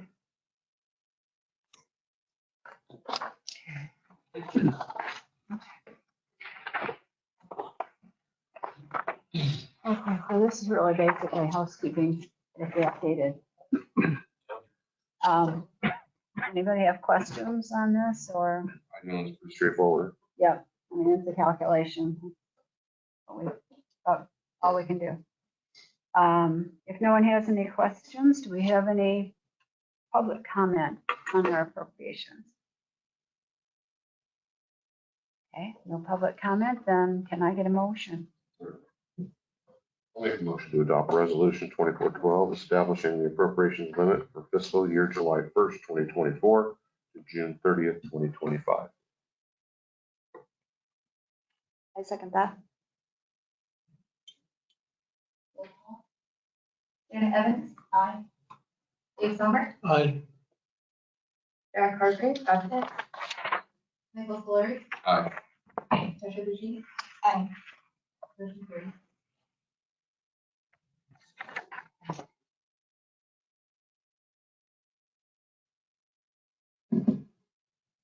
Okay, moving on to the next action item. Consider adoption of resolution 2412. Informed consent waiver and release agreement with Shelter Cove Golf Association volunteers.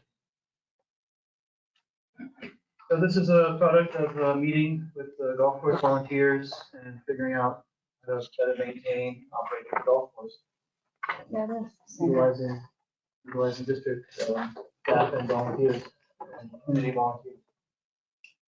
So as a background, district staff time is very limited for maintenance on the golf course. The one designated general laborer for the golf course must split his time between the golf course, meter reading, and wastewater treatment plant duties. Availability is especially difficult for larger golf course projects such as hole punching and greens. In the past, the district has sought volunteer assistance from members of the community, namely from the Golf Association, for these larger projects. Volunteers for the district are currently covered for workers' compensation insurance through the district's insurance provider, GSRMA, via Resolution 2108 passed in 2021. However, an injury could occur that would not be covered through workers' compensation.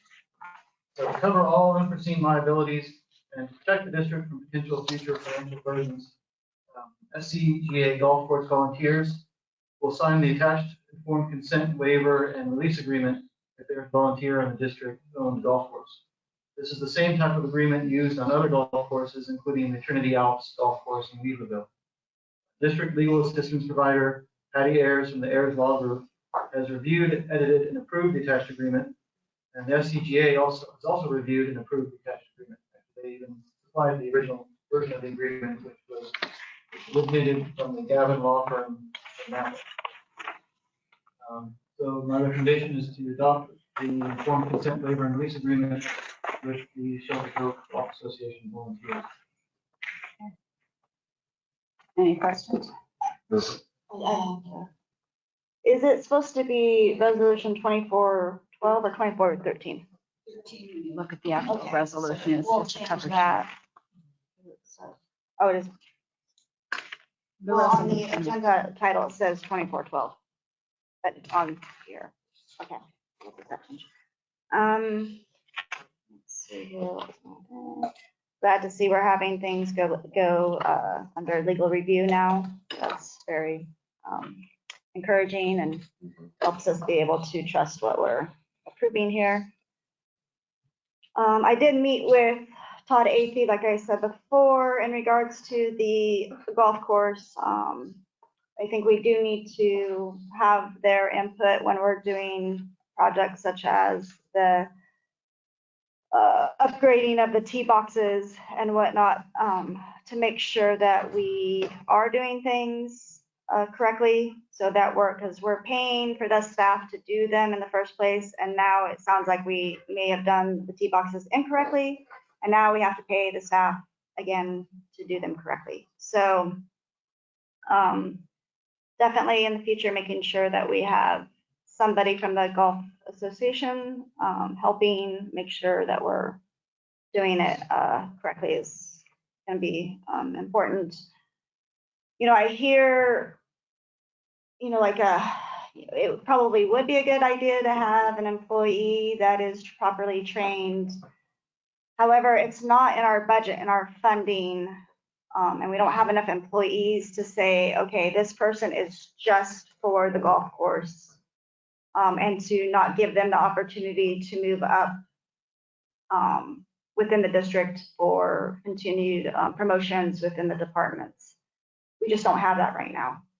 So we can't guarantee that, okay, we're going to train somebody and then they're going to stay there. They may choose to want to get their wastewater treatment license. They may want to, you know, they have that kind of option within the district to move up. I think when we began looking at the strategic plan, that we put that in there. That's one of the things that we really need, and we want is or maybe it's just for summertime, that we have a parks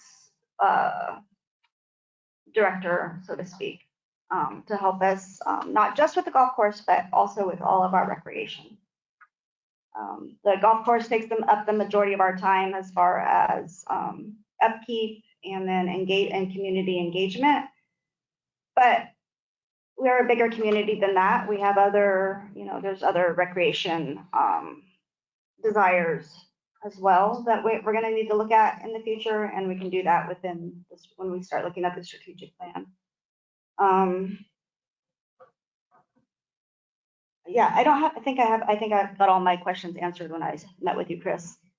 So it looks good to me. I just want to say, you know, I appreciate the golf association for helping anywhere that they can. I know it's a volunteer group and time. I just ask that you continue to have patience with us. We're not perfect. The district's not perfect. We're not a 5-star golf course. Eventually, you know, we'll continue to upgrade. It's really important that we get on this wastewater recycling program again, and seeing how we can get that moving forward so that we can provide a better experience for you guys. That's all I have for that. I'm kind of excited to see community involvement with this golf course. It seems to be a hot button issue every time we have a meeting. You know, golf course, golf course, golf course. So it's, if you think about it, there are golf courses in California that have beautiful ocean views like we do, and people pay hundreds of dollars to play golf there.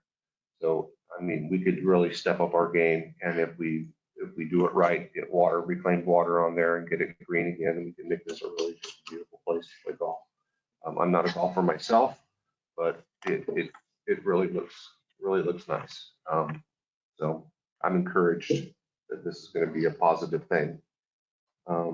And Patty Ayers, who approved this through the law firm, I've worked with her before. She's an amazing woman. I trust her work. And that's about all I got. I'm just pleased that we're covering all of our bases on the liability here. Any public comment?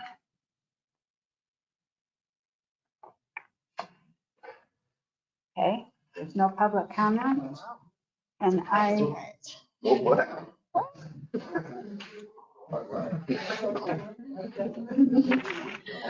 get a motion. Was that 2413 or 2412? It's 2413 is the actual resolution is accurate. If you look at the resolution, it's just on the front page. Do you want the motion should be 2413? Yes, please. I'll make a motion to adopt resolution 2413, informed consent waiver and release agreement with Shelter Cove Golf Association volunteers. I second the motion. Roll call. Janet, Aye. Brad Harvey, present. David Sommer, Aye. Mike Fuller, Aye. Ashley Buchanan, Aye. motion carried. Aye. Chris. Okay, next action item, consider modifications to board policy 1020, conflict of interest codes. This is another housekeeping item. It has been 2 years since board policy 1020, conflict of interest code was last considered by the board for modification. To ensure conflict of interest codes remain current and accurate, revisions may be needed to the code's language. And we've attached the codification from the Humboldt County Office of Elections and Voter Registration and the current policy 1020. The elections office is required a response by us from us by August 5th, 2024. Upon review, we did see that we do need to make some modifications to this policy, namely to add superintendents to the conflict of interest code.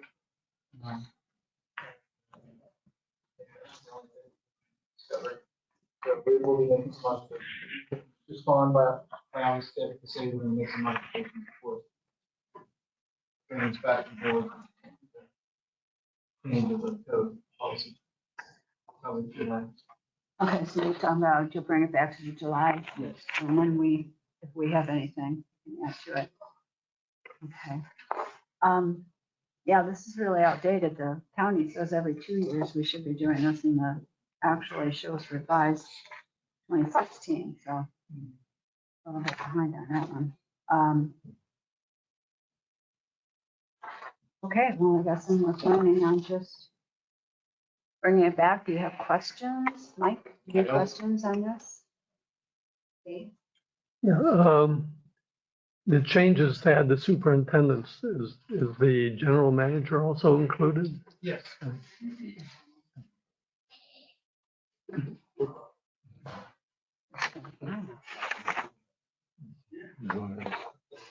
got something? All right.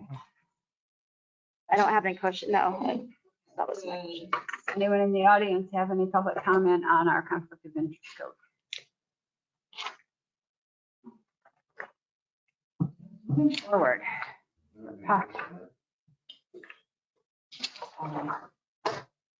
Policy 2010 was something that came under my scrutiny this time as I was reviewing the 24-25 budget. Our electronic version that we got last month, I reviewed everything where we had all our labor expenses organized by department and by individual in the position. So I started reading the policy, and last year we updated the policy based on, it was brought to us because of the steps for the office employees that had been out of whack, and they had wrong descriptions of what they were doing. So we fixed that part of it last year, but we obviously fell down on reading the actual policy word for word, because when it got updated for the sort of pushing over everything that the union had gotten in their MOU that started July 1st, a lot of the language that was referred to the union was still in this policy. So there's a lot of red lines in here, and that was me going crazy crossing it out, because it even talked about journeymen and emergency service calls. That does not apply to our non-confidential or our confidential non-union employees. So this was something that I started looking at and making revisions.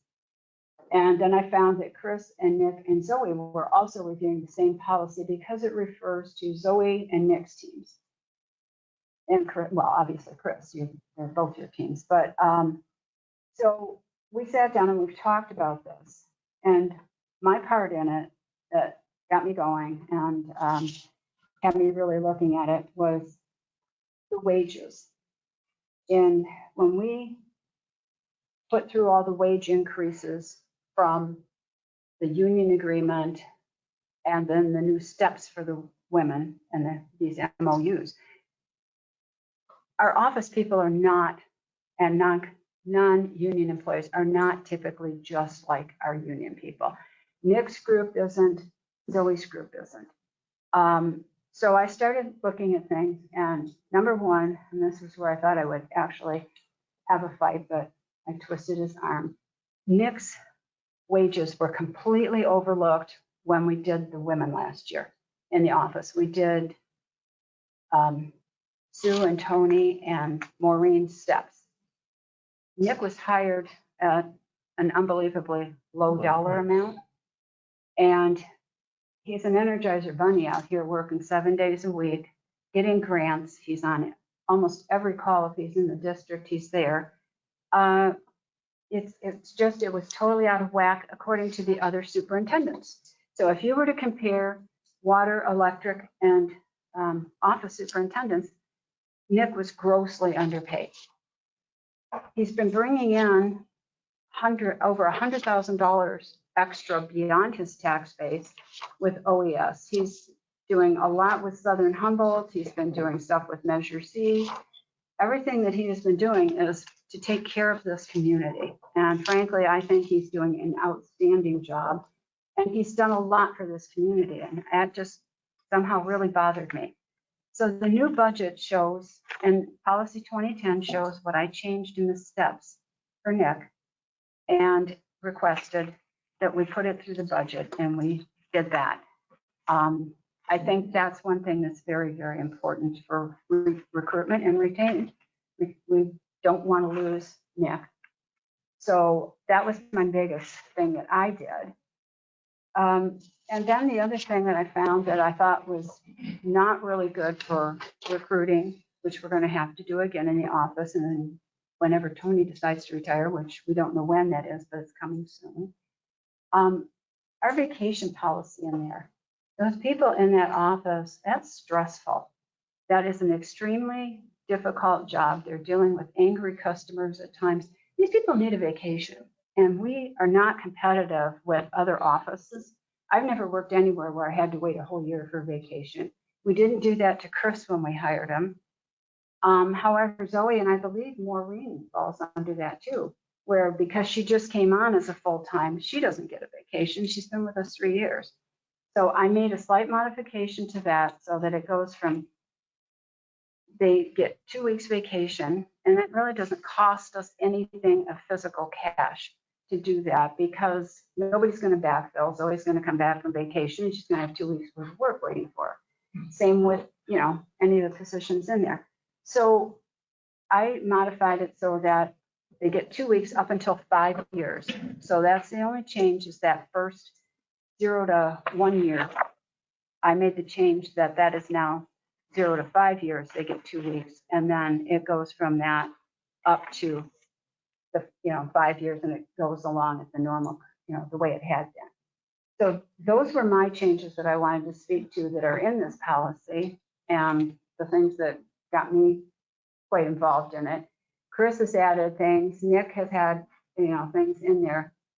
And these jobs are very important, and we want to retain these people. And Nick actually has a huge job of managing a lot of people too. So I think that was my other thing, looking at his 28 firefighters and 42 of us certs, which, that's a lot of work. So I'm hoping that you all will agree with what my step change was, and it has been run through the budget. So what you see in the budget has the increased wages for Nick and the resulting taxes and pension changes that would do. So I'm going to let the three of them whatever order they want to do, or whoever wants to talk, speak to the changes that you guys made in this policy. So I'll go ahead and go first. This policy is basically the employee handbook, for the non-union employees. And one of the things I wanted to do is kind of add in some, like you were talking about, additional recruitment retention strategies. And one of them was an alternative work schedule if feasible. So I added in some language about that. Instead of the 5 days a week schedule, maybe a 980 schedule could possibly work, where every other weekend is a 3-day weekend. I'm still getting 80 hours for 2 weeks. I wasn't working 8 hours a day, 9 hours a day, and then swing day there. So there's an idea for that. I'm not sure if we're how or when we'll implement it, or if, but at least we have the ability to. Also, comp time, something I'm familiar with in other agencies, where instead of collecting overtime pay, you can convert that to compensatory time off, which is basically adding to your vacation time, which is probably not as very applicable for us here in this office, but it's something I want to get started on. I think that's the extent of the changes I made. Big ones. Zoe, Nick, you have anything you'd like to add? I know Jan and I had talked about there is kind of verbiage for the IBEW staff written into this policy. The one thing I did find was the clothing allowance. I made a comment on the side. You can see we talked if we should get rid of it or just at least tax it. If it's adaptable where, according to the IRS, it's supposed to be going through payroll being taxed with those personnel taxes. So we're not sure where to determine that. We are also thinking about factoring it into the step increase. I did 275 divided by 2080. That's a full year of hours, 2,080 hours, and it's a 13-cent increase. If we want to just add 13 cents to the pay scale and remove that, it's kind of a weird thing where the office has been getting it, and I don't want to take away any benefits, but it's also, it either should be taxed or there shouldn't be a clothing allowance because office wear is adaptable everyday wear. Right, I got a question. Yeah. So the office workers get a clothing allowance. I've never heard of that where I worked or where I come from. So that's kind of strange to me. Everyone has to wear clothes unless a uniform is required. So yeah, that's kind of odd to me. Yeah. Yeah, it's kind of odd, and it's been in there for years apparently. They've always got it in there. Coming from a state agency, I never got a clothing allowance as a support staff, so it kind of was like, oh, that's interesting. Well, I think some of it relates back to the case of, for years, they've just been taking whatever the union agreement is and modifying it and flipping it over, and nobody bothered to pull that out of there for the office staff. So yeah, you kind of hate to take it away from people, but really, it's not something that should have been in there to begin with. So I think, we either, if we're going to continue offering that, we definitely have to tax it. It's IRS regulations. The only uniforms that pass through the non-union employees that are non-taxable are the ones for the fire department because they're required. Yeah, the ones we've been taxing. Yeah, I speak from experience with that because I know at home. I always got taxed on mine. Yeah. So it's kind of, policy is kind of a little messed up there, and we have to decide whether we want to continue $275 a year to the office staff or if we want to let it go. The only way I mean, obviously the office staff isn't necessarily, we don't require guys to wear uniforms. My only, does this pertain to the janitorial person, or is this? Yes. Because that would be PPE, right? Not their actual clothing. not their So actual, if they have rubber gloves or rubber boots or anything like that. like special boots and, Required personal protective equipment for their job description. okay, so that wouldn't be the, okay. Yeah, I mean, I hate to take away things as well, because I do know that job quite well. But we also don't require uniforms. And then Right. I would just be concerned about making sure that whoever's doing the cleaning, that they have their adequate PPEs. That's my only concern.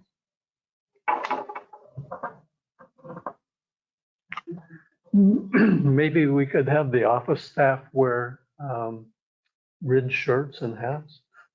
I just brought that up, 'cause, with my last job, I had polos, and that's where I was like, I mean, I feel like it would be appropriate to offer that clothing allowance if they're, and that's what, but I don't also want to require a uniform, but it's like, oh, if you would like RID polos, you can use this money to buy those almost. I would support that, yeah. Yeah, I would support it. What about just requiring a certain business, type of business attire and just make it very vague and then people can keep dressing how they're dressing, don't require dresses or high heels, but, just business attire. If we did that, Well, it's kind then we of could, archaic to require business attire anymore. I mean, Yeah. my last, oh yeah, I mean, tech Attire? put my business shorts on. I don't know about that. My last job, because I did not want any part of management or moving up, and I knew I was retiring from there. I pretty much, even in our finance department of my level, I still went in blue jeans and flannel shirts and boots to get through the Michigan winter. So, polo shirts, I think is a great idea, that we get some nice embroidered polo shirts and use the money towards that or something. But yeah. When sometime right after we hired Chris, he made a comment about buying new clothes. And I said, you won't fit in if you do, or something like that. Yeah. This is it. My real comments on this, was a lot of work went into this, and it looks, it's hard to absorb it all and be able to see that something might not be quite right, but it looks like a huge improvement all the way around. And specifically, we should never have hired Nick at the price we did. I mean, it was good for our budget, but he deserves at least what the other supervisors get. So I wholeheartedly support that change. Thank you. I got a comment too. Yeah. Go ahead, Mike. So since we're talking about this whole plan, my concern is with the 9880 work week.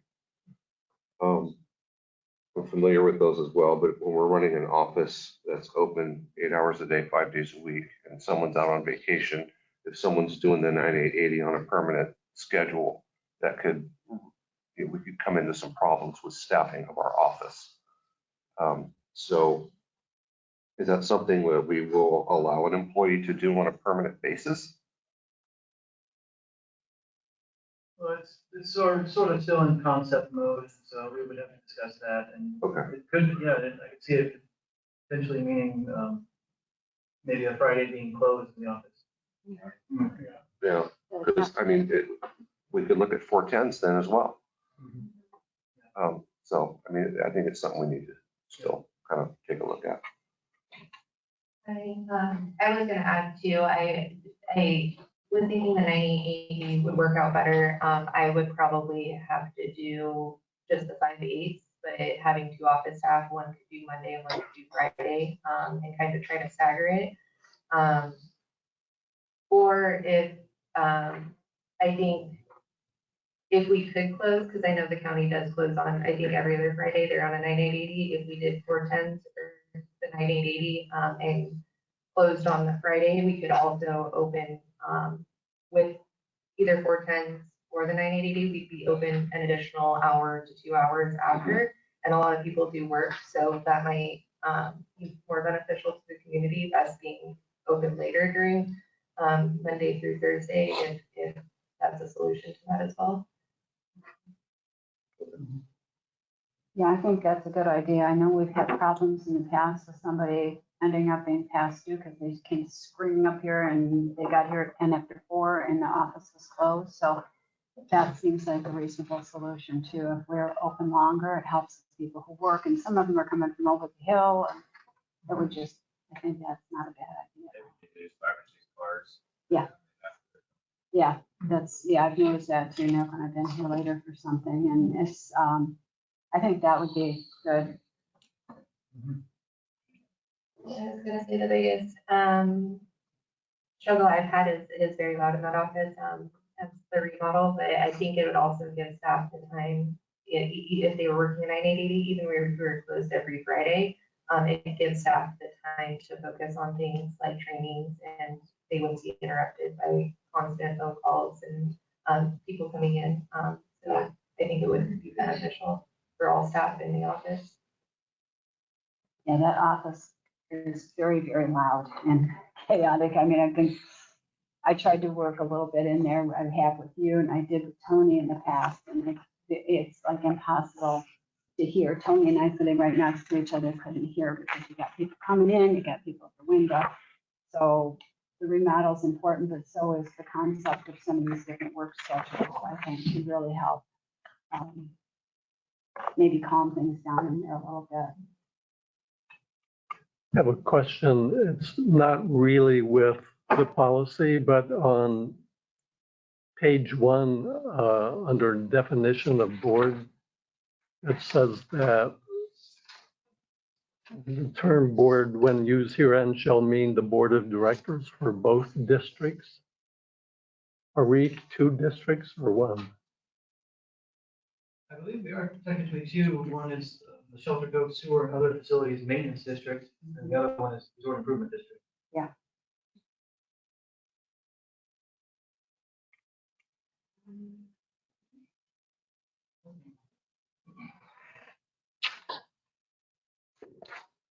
I have one more. I think the idea of aligning in the past practice of trying to align the policy 2010 with the IBEW is to make sure that the office staff was still being considered, even though they weren't in with the negotiations of the union.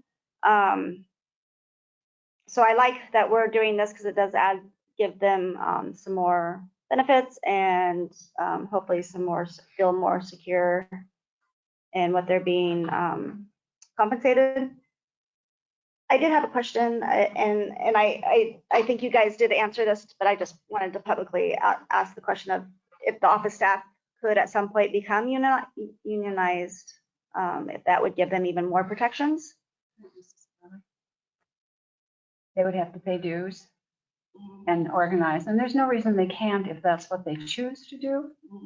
But it also doesn't necessarily mean they're going to get anything more in benefits unless the union negotiates with the labor negotiator and it works out that the board approves it. So you can't just make that assumption because we've been historically carrying over anything as far as like how many, the health insurance and the things that are important have been getting carried over from the union and probably would still. I mean, if we up the health insurance, I would hope the board would do the same for policy 2010 because I would presume that Chris or Zoe would bring that at the next, negotiations. And I guess there just isn't any, it really is dependent on who's sitting in these seats to make sure that that gets carried over. And that's kind of why I asked, is because like back in the day, there just has been kind of a history of attempting to balance the budget or make the budget look good off the backs of the employees and not giving them, what they fairly deserve. So that's all. I'm just wondering if there's any more protections we can give you guys that doesn't just rely on who's sitting in these seats. It would be up to them if they wanted a union. Anybody can take a vote and unionize. So if they felt that a future board was not treating them as this current board has been with our employees, then yes, that would be an option that they could do.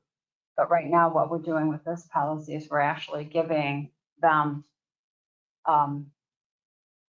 a a better vacation than the union has. But the other problem that I would see with that is you'd have to then split out the office staff from the fire department, because we don't want to unionize the fire department. They are part of this policy.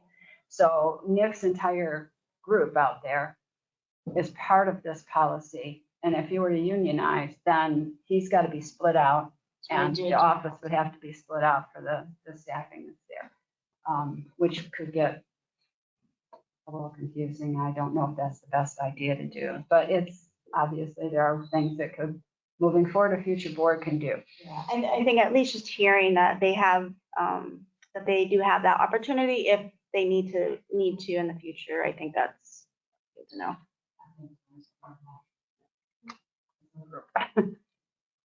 Yeah. I just wanted to add to the importance of this is pretty much the first policy-driven thing that pushes the fire department back into RID policy. We were left out for a long time, and there's going to be a lot more of that. One of my biggest priorities right now is to have a full fire department policy manual annexed into the RID manual as an appendix, so that we are actually officially under the RID. There is no Shelter Cove Fire District. We are part of the RID. And then that also goes to our employees. All of my duty officers are employees of the board. All of our firefighters are volunteers, but they still have all the same rights as an employee.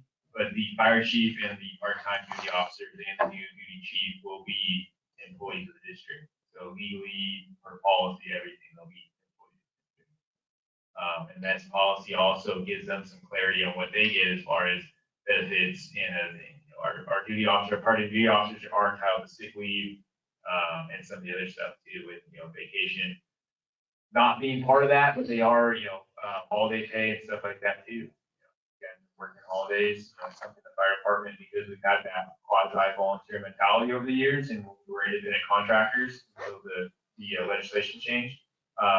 We still haven't caught fully up with that to make the fire department fully kosher for policy. So it's going to be an ongoing process. I appreciate the support from the fire department to clean this all up for us as we evolve and get more money and more staff to support. And you'll notice in the step and in the Appendix A, that it's not just Nick that's in there. It's the other fire duty officers and such. All the positions that we approved a month or so ago for, are all in there as well, because they are non-union employees, and that's basically what we're going for here. You just want to keep this for next month? Yeah, yeah. I have a question. I just now remembered that on Exhibit A, salary schedule, the first column, well, all of the columns, fire chief is in dollars. I assume that's for a year, and the chief duty officer is hourly. What is firefighter? What is that? I mean, 800 is not hourly, is it? The annual uniform allowance they get twice a year, so they get $400 Okay. by annual, and then they're non-compensated. Okay. It's just their uniform stipend. Go by cargo pants. One thing, okay. Yeah, Nick's the only one that's salaried. We couldn't afford him if he wasn't.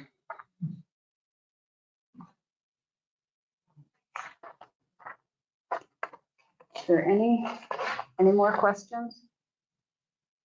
No? Are there any specific revisions or edits for bringing back on the second reading?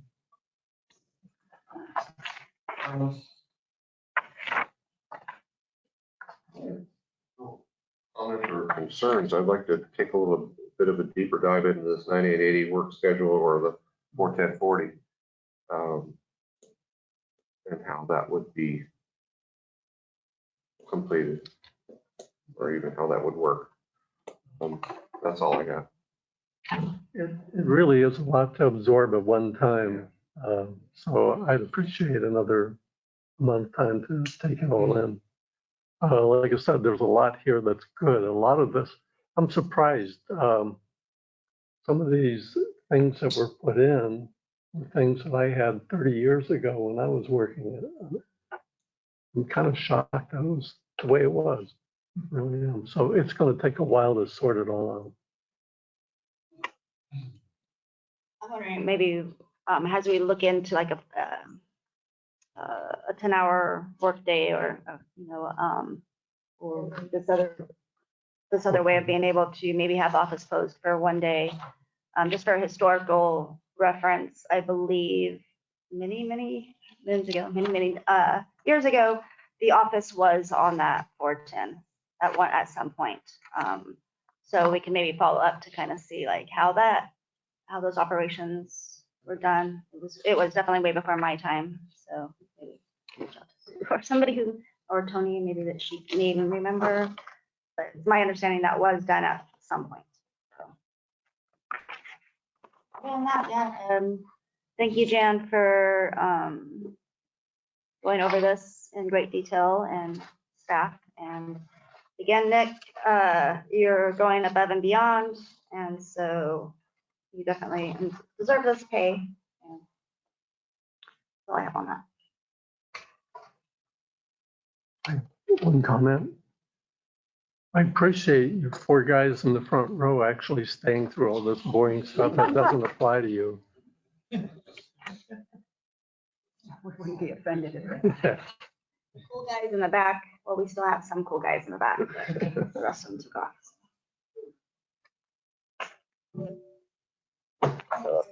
to agree to move this forward for a second reading next month, and we'll clarify maybe a little bit more of how we want to go about with the work schedule, dig into that a little deeper. But I think you guys did a great job with some of your ideas in here and the way you went through it. I mean, mine was very superficial of what I looked at, but the 3 of you did an awesome job in getting this organized, because I was really quite surprised at how bad it was that it had gone past us all. We still want to do a motion for the modifications and bring back. Do we want to do the final read next month? I'd like to be sure that we do the final next month, because I'd like to push these changes through like for next fiscal year to get it done. So I guess we need to do, I'll defer to somebody who's been on the board for 9 years. Do we have to do anything to it for the first read? I don't think so. Okay. Mr. Sue corrected me on things, but it'll take me a while. It'll take you a while. To figure out. Both of us are kind of new at this stuff, so. My memory's not fallible. Well, yeah, I know. It's probably why you and I are both have supportive. Okay, so we will bring this back next month for a second read and hopefully finalize it so that all this is pushed through for the start of right away in July. Okay, moving forward to the next item. Chris, I believe this is you. Yes, so this is brought back from the last regular monthly meeting. So this is the idea of the commercial driver's license incentive pay increase for IBW staff. So just to reiterate, to refresh your memory, the district requires certain IBW staff to obtain and maintain a commercial driver's license to carry out the essential functions of their job. Class B CDL is required for operating large vehicles weighing over 26,000 pounds, such as a dump truck or a line truck. Class A is required for operating the same vehicles plus towing a trailer weighing more than 10,000 pounds, such as when they're towing mini excavators, for example. Acquiring a commercial driver's license takes a great deal of effort and training. A commercial driver is also subject to DOT required random drug testing, and the district pays for the training and acquisition of a CDL, which can cost up to $6,000 with the required class, truck rental, charge, travel, and lodging. To encourage employee retention and recruitment and recognize the efforts made by staff to obtain this critical certification, I propose offering a wage increase incentive based on the classification of their CDL to begin in this next fiscal year. The wage increase incentive will ensure that staff are well equipped to manage district affairs, and it will recognize staff for their commitment to their work.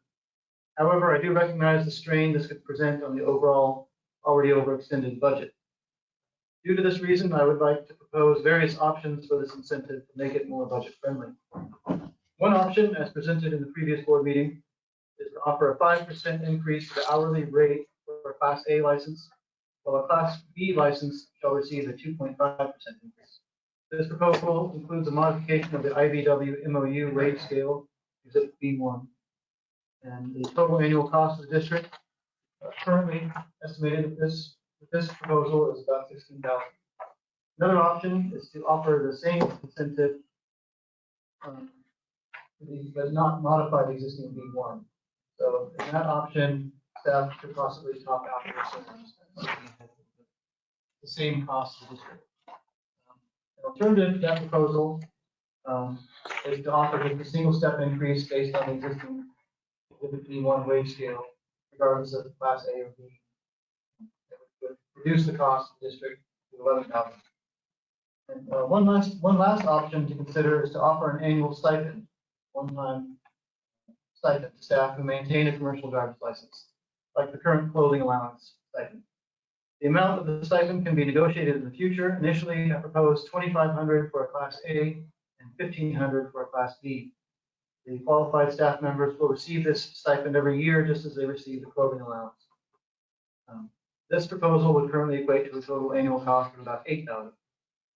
So another caveat we discussed at the last board meeting is to add a length of employment contingency to the incentive pay. For example, to receive the incentive, the staff member must have had or will stay in the district employment for a minimum of 2 years. So I've listed out the financial impacts and recommendations here, and with the contingency clause there also. So is there, are there any further questions on this one? Yeah, Mike wasn't with us last month. I wasn't here last month, and I got a lot to add to this. I did the union negotiations for the last contract. Let me back up the pony a little bit. We do have staff that in their job description says that they're required to have a commercial driver's license, correct? Yeah, I went over that a little bit last month.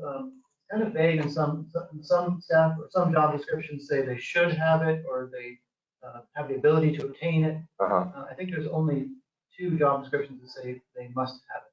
Must have it or shall have it. Correct. So what's the language in the other ones? Is it should? Yes. It is should. Should or ability to obtain. Or, okay. Do we currently have enough commercially licensed employees if there's an emergency for equipment? Yes. We do. Okay. So when I did the negotiations last year, this topic never came up, not once in negotiations. So I don't see this as a huge priority. I do see this as something that should be addressed in addition to changing job descriptions to add shall. If it's something that the district needs to operate when there's emergencies. But I definitely think this is something that should be bargained with the union in good faith and to come up with a solution for that.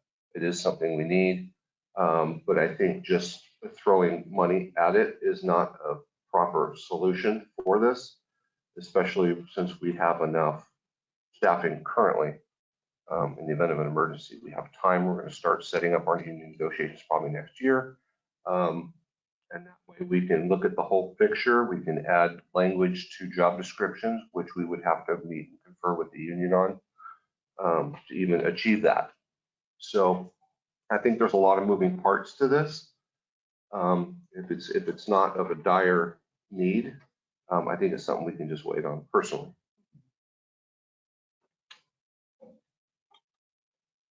I agree with all that Mike has been saying and the stuff that Jack said last week or last month. But it just seems that this is not the platform for this. The union contract negotiation seems to be the appropriate place for it. Did the union send in a request for meet and confer on this matter? Or is this something that is generated from your office? You generated, no, okay, thank you.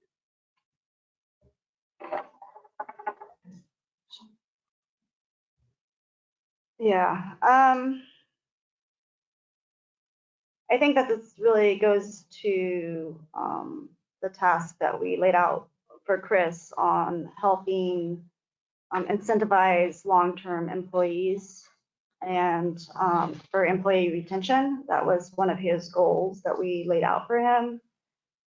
And by using the step increase, that was like him using that tool that he has to do so. We may have, like at this very moment, we may have enough for an emergency, but if our negotiations are out 2 years, a lot can happen during that time. And from my understanding, you know, over the last few years, last several years actually, you know, we've lost a lot of employees. We've lost over,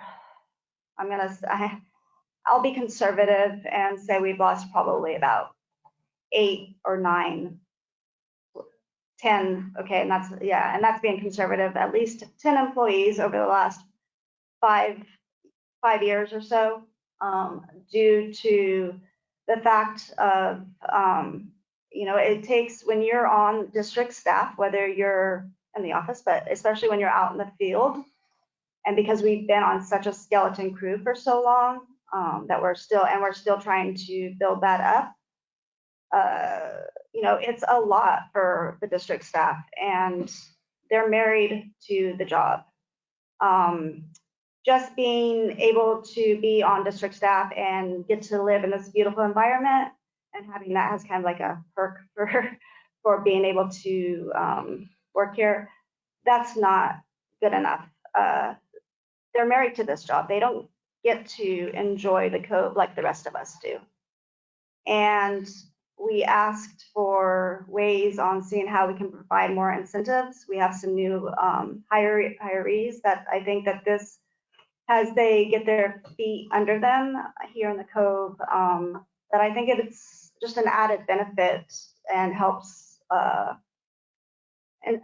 incentivizes for a longer employee relationship with the district. We're really lacking in that and have been for quite a while. And so I do believe this is important. I think maybe I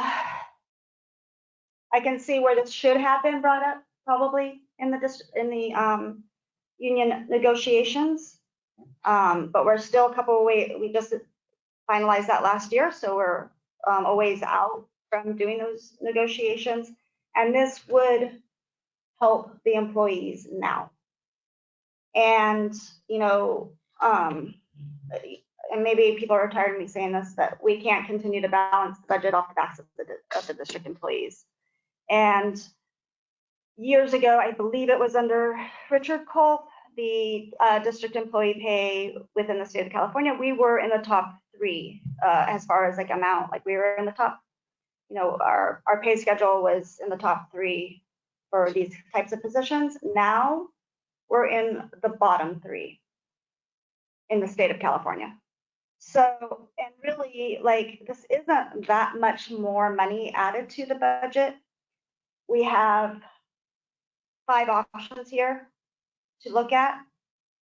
I think we're kind of just making a bigger deal out of this than should be, as far as, in my opinion. Yeah, I mean, option 5 to me isn't really a option, but and for my personal opinion, you know, I think Chris, you did what we asked you to do, which was to look for ways to provide incentives for long-term dedication, and that's what we need to get back to with our district employees. We used to have that. It used to be that we would have people here for 10, 15, 20 plus years. And over the last 5, 6, 7 years, we have been losing employees because they have not been valued, their time hasn't been valued, their commitment hasn't been valued. So that's what we're getting back to, is trying to provide in any way that we can here and there, letting them know that we value their commitment to the district. And this really isn't that much from my standpoint. That's all I have at the moment. Well, I disagree. When we were in negotiations, I was told that we would never even be able to hire a journeyman in the electrical department, and we did achieve that. The union was concerned that we were going to apprentice our way out of this, and we did not. John achieved that, hired somebody. I think with the last contract, we stepped up above and beyond what we even had funding for. And I seriously think this is something that, because there's a lot of moving parts, because if you just throw money at it, you've got to require staff. It's got to be written in their job description that this is a requirement if you're gonna pay them for this. I just think there's a lot of moving parts, and the union needs to be a part of this discussion. I agree with that. And it's not that I don't want to pay the money to support people and retain them, but I don't think it's appropriate to open union contract negotiations, which is what this essentially is. At a monthly board meeting. Really don't. It's a separate issue to me. I would like just to add on to what you just said, Mike. It took, I don't know, how long did it take you to find a journeyman? John? When Todd was here, 8 years. So it's taken us 8 years to get that employee. And also, When I got here, I've been here for 8 years. And then we're looking for a journeyman for 3 years before that, so 11 years. mhm. And the only reason we really got the journeyman is unforeseeable circumstances. So, in all reality, We got lucky. the number one reason that he came here is because he's local, right? He lives in Fortuna. So, I mean, that's the only real reason. They got better pay, better benefits at other places. Like their health insurance for a family of, significant other and say two dependents is about $140 a month. And depending on which plan you have here, it's $1,200 for their insurance. Right now we have 2 Class B drivers and 2 commercial drivers, Class A. Depending on vacation, sick, things like that, injury. Bud's going to be leaving, so we're going to lose a B driver there. So we'll have 2 commercials and 3 commercials, one B and 2 A's. And depending on if the other person leaves, they go P's and E for better pay, better benefits, closer to town. There's that factor too, where we're going to lose another person. Whereas it's incentivized people to stay here within the pay scale we have right now. I mean, obviously we're not gas and electric, but at the same time, when the phone rings, and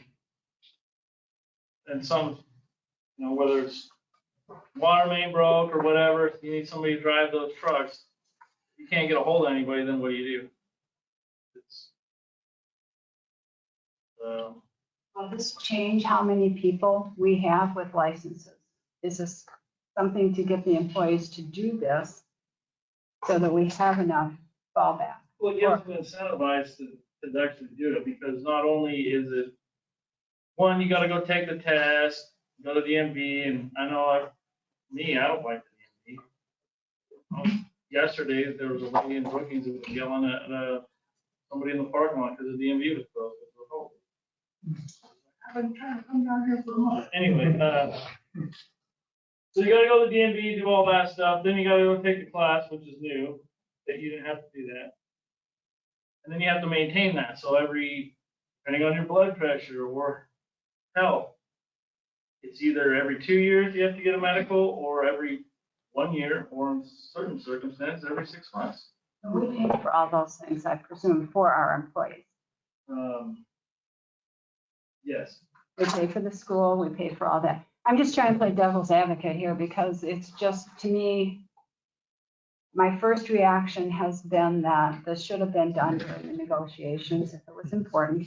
I understand why Chris is trying to incentivize and recruit and train. But the other thing people have to start keeping in mind when you talk about other places, we don't have the revenue coming in that PG&E does. We don't even have the revenue coming in that someplace bigger than we, I mean, we have what, 650 houses that we're getting, and half of them are vacation homes, if not more, that we're not getting much revenue from. We raised rates last year, and every time I talk about raising rates to try to fix the water department, I get a lot of pushback from anybody on raising rates. And yet we keep coming back here and going further and further into our reserves. Now, granted, this isn't a whole lot of money, but if this is something that is ongoing, it could add up. And, you know, for the higher paid employees like yourself or Frank, that's a much higher percentage if you're doing the percentage thing than it would be for one of the general laborers to get that. That's paid a lot less. So for him, it's not that meaningful. And for the superintendents, no offense, but you guys, you really need it as much as we need to be doing this for the lower level people that we want to get hired in here. So I don't know. I've got a lot of mixed feelings on this. I've heard pushback from residents after last month's meeting where this was brought up. And, you know, there's a lot to be thought about here. So these are a lot of options to look at as well. So my question is this something that we could bring the union in on before the union negotiations? That's basically what this is. This will be a side letter. Yeah, we've got this. So that's what that is. Another agreement from the union, Mark signed it. I believe that side letter agreement was only for the option 1. So we'd have to have a new one in the other option. So maybe we would need to have more meetings with the union rep to make sure we. I mean, I was talking about Mark Wilson or whoever. Oh. The actual IBEW union guy. I know from a budget standpoint or from like a pay schedule standpoint, and a lot of the community may not realize is when they're looking at that pay rate, that wage, to the average folk, it may look like a lot of money. And that you guys, the superintendents in particular, received a substantial pay hike increase last year. I just want to remind people that that was done because over the last 2 general managers, the pay increases were not being addressed properly. And so that's why there was such a substantial amount given last year. It was to get us at least some semblance of back to where we should be on making sure that our superintendents are being given some pay increases. I guess if we're not able to come to a consensus to adopting one of these options other than option 5, I would still like us to be discussing this on how, and then also like I think we need to help identify maybe with Chris, you know, we gave him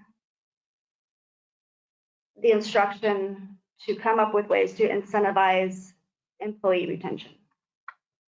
So I don't know, you know, other than he's got the tools, this is one of those tools. I'm not sure what else he can do if we're not supportive. There are other ways of doing things, incentivizing. I mean, this isn't the only thing Chris can do. I'm sure he'll think of things, but maybe re-looking at that, But if we have to, if we change something here or just push it down the road, then that doesn't mean he can't retain employees, that he can't come up with something else that he wants to do to incentivize. Money isn't the only thing that you can incentivize people with. Okay. 2 extra weeks. You know, it can be vacation, it can be comp time, it can be better health benefits at times. And I know you mentioned that like out of here, $140 a month versus what our people pay, but then they're pulling from a huge pool. Yeah, that's what I'm saying. You know, it's like every time you get a bigger pool, I mean, I faced that at our motorsports, we were 25 people. So then I got in with the Detroit Chamber of Commerce and all of a sudden they've got, you know, 1 million people that they can insure and our insurance costs dropped.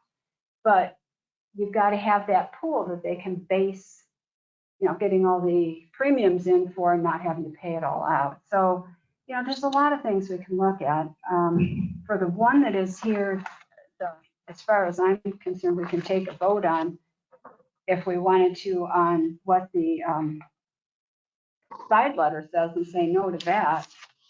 And then think about maybe another course of action of how we could do this. But the side letter is basically just for option one, which I don't know if we want to vote on that or we want to bring this back or what we want to do on this. There's a lot of moving parts to this. I think this is something that needs to be looked at a little bit more closely. And the side, there would have to be a side letter no matter what is done, because you're altering the employees' pay and incentivizing. There would have to be a side letter anyway, no matter what you do. So by all means, I mean, this does not mean we don't appreciate our staff. I know all of our employees know that we appreciate everything that everybody does. I just think that this isn't one option that we should just jump right into. You know, Chris, keep looking at other ways to retain staff. You know, whether it be bonuses. I know you're working on healthcare options or have, and you know, as long as we keep moving forward and trying to make it a better place for people to work, that's about all we can do. But this isn't something we should just dive right into. I want to add something that Jen just brought up. The options or percentage increases, and really, I think it'd be more appropriate if they were a fixed amount rather than percent of your pay. If you're an entry-level guy with a Class A, you should get as much as a supervisor with a Class A. So there are a lot of things about this, but option 4. Yeah, that's kind of like what option 4 is. Okay. Across the board. Like, So we do have to change job descriptions and things like that. Those have to get run by the union as well, don't they, if we're going to do anything with this? The ones that says shall. They were the latest ones. Okay, so we changed the wording on it? On those. Okay, The other ones. yeah, we'll need to do those and get Mark, I'm sure Mark won't have a problem with passing on those, getting them through the union, but, you know, we need to get all of it figured out if we're gonna do that. Nick, I can see you got your mic on. Yeah, I was gonna throw another wrench. We've got 7 commercial drivers in the fire department too. We have firefighter endorsements, which allows us to drive fire apparatus only. But the schooling, the license, the only difference is we don't get points on our license like commercial drivers do. That's what was mentioned last month. That's if you get DUI, speeding tickets, stuff like that, you get extra points. So as long as you don't break the law, you usually don't have a problem with that. The other thing too is the gym still does have power to get bonuses. You know, when you look at this, the pay scales, and I've been involved with unions in the past. The strong shop of everybody having to say is hard to do in a union. But the last 4 or 5 years of people leaving, lack of recruitment, retention, that has been a majority at the lower level. The people that we've lost at the higher levels have been from retirement, which is good, right? So Brian, Sue, our superintendent level, Sue didn't get superintendent very long, which you should have. Our mid to lower level guys, the percent increases don't help them.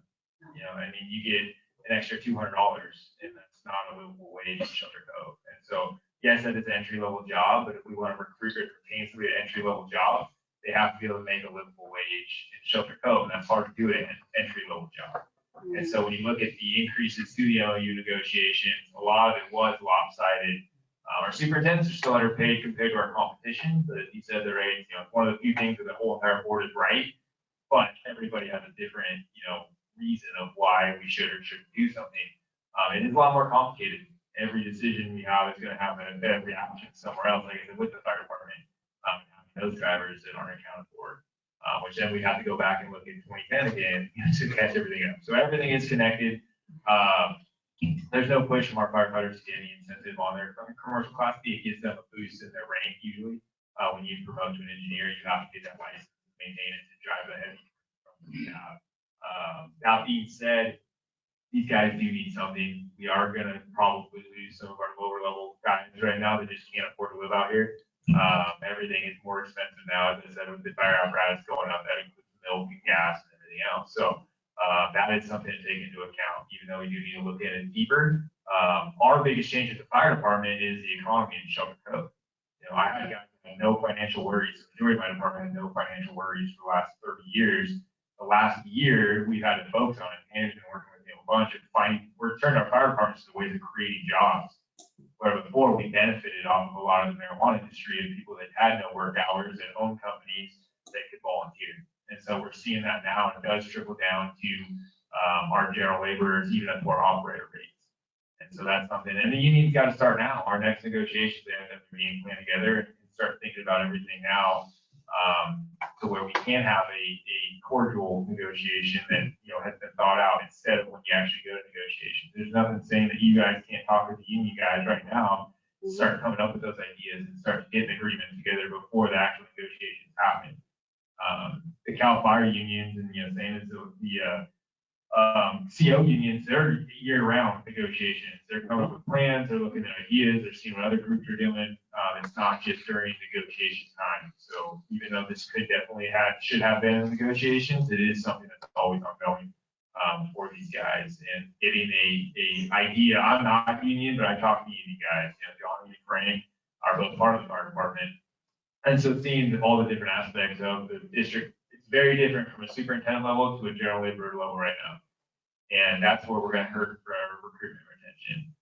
I agree, and I think that's why we need to look at the most equitable plan that awards something to these lower paid people that are getting them. They're the ones going to get their licenses. If I understand correctly, there's somebody going soon that we're paying for.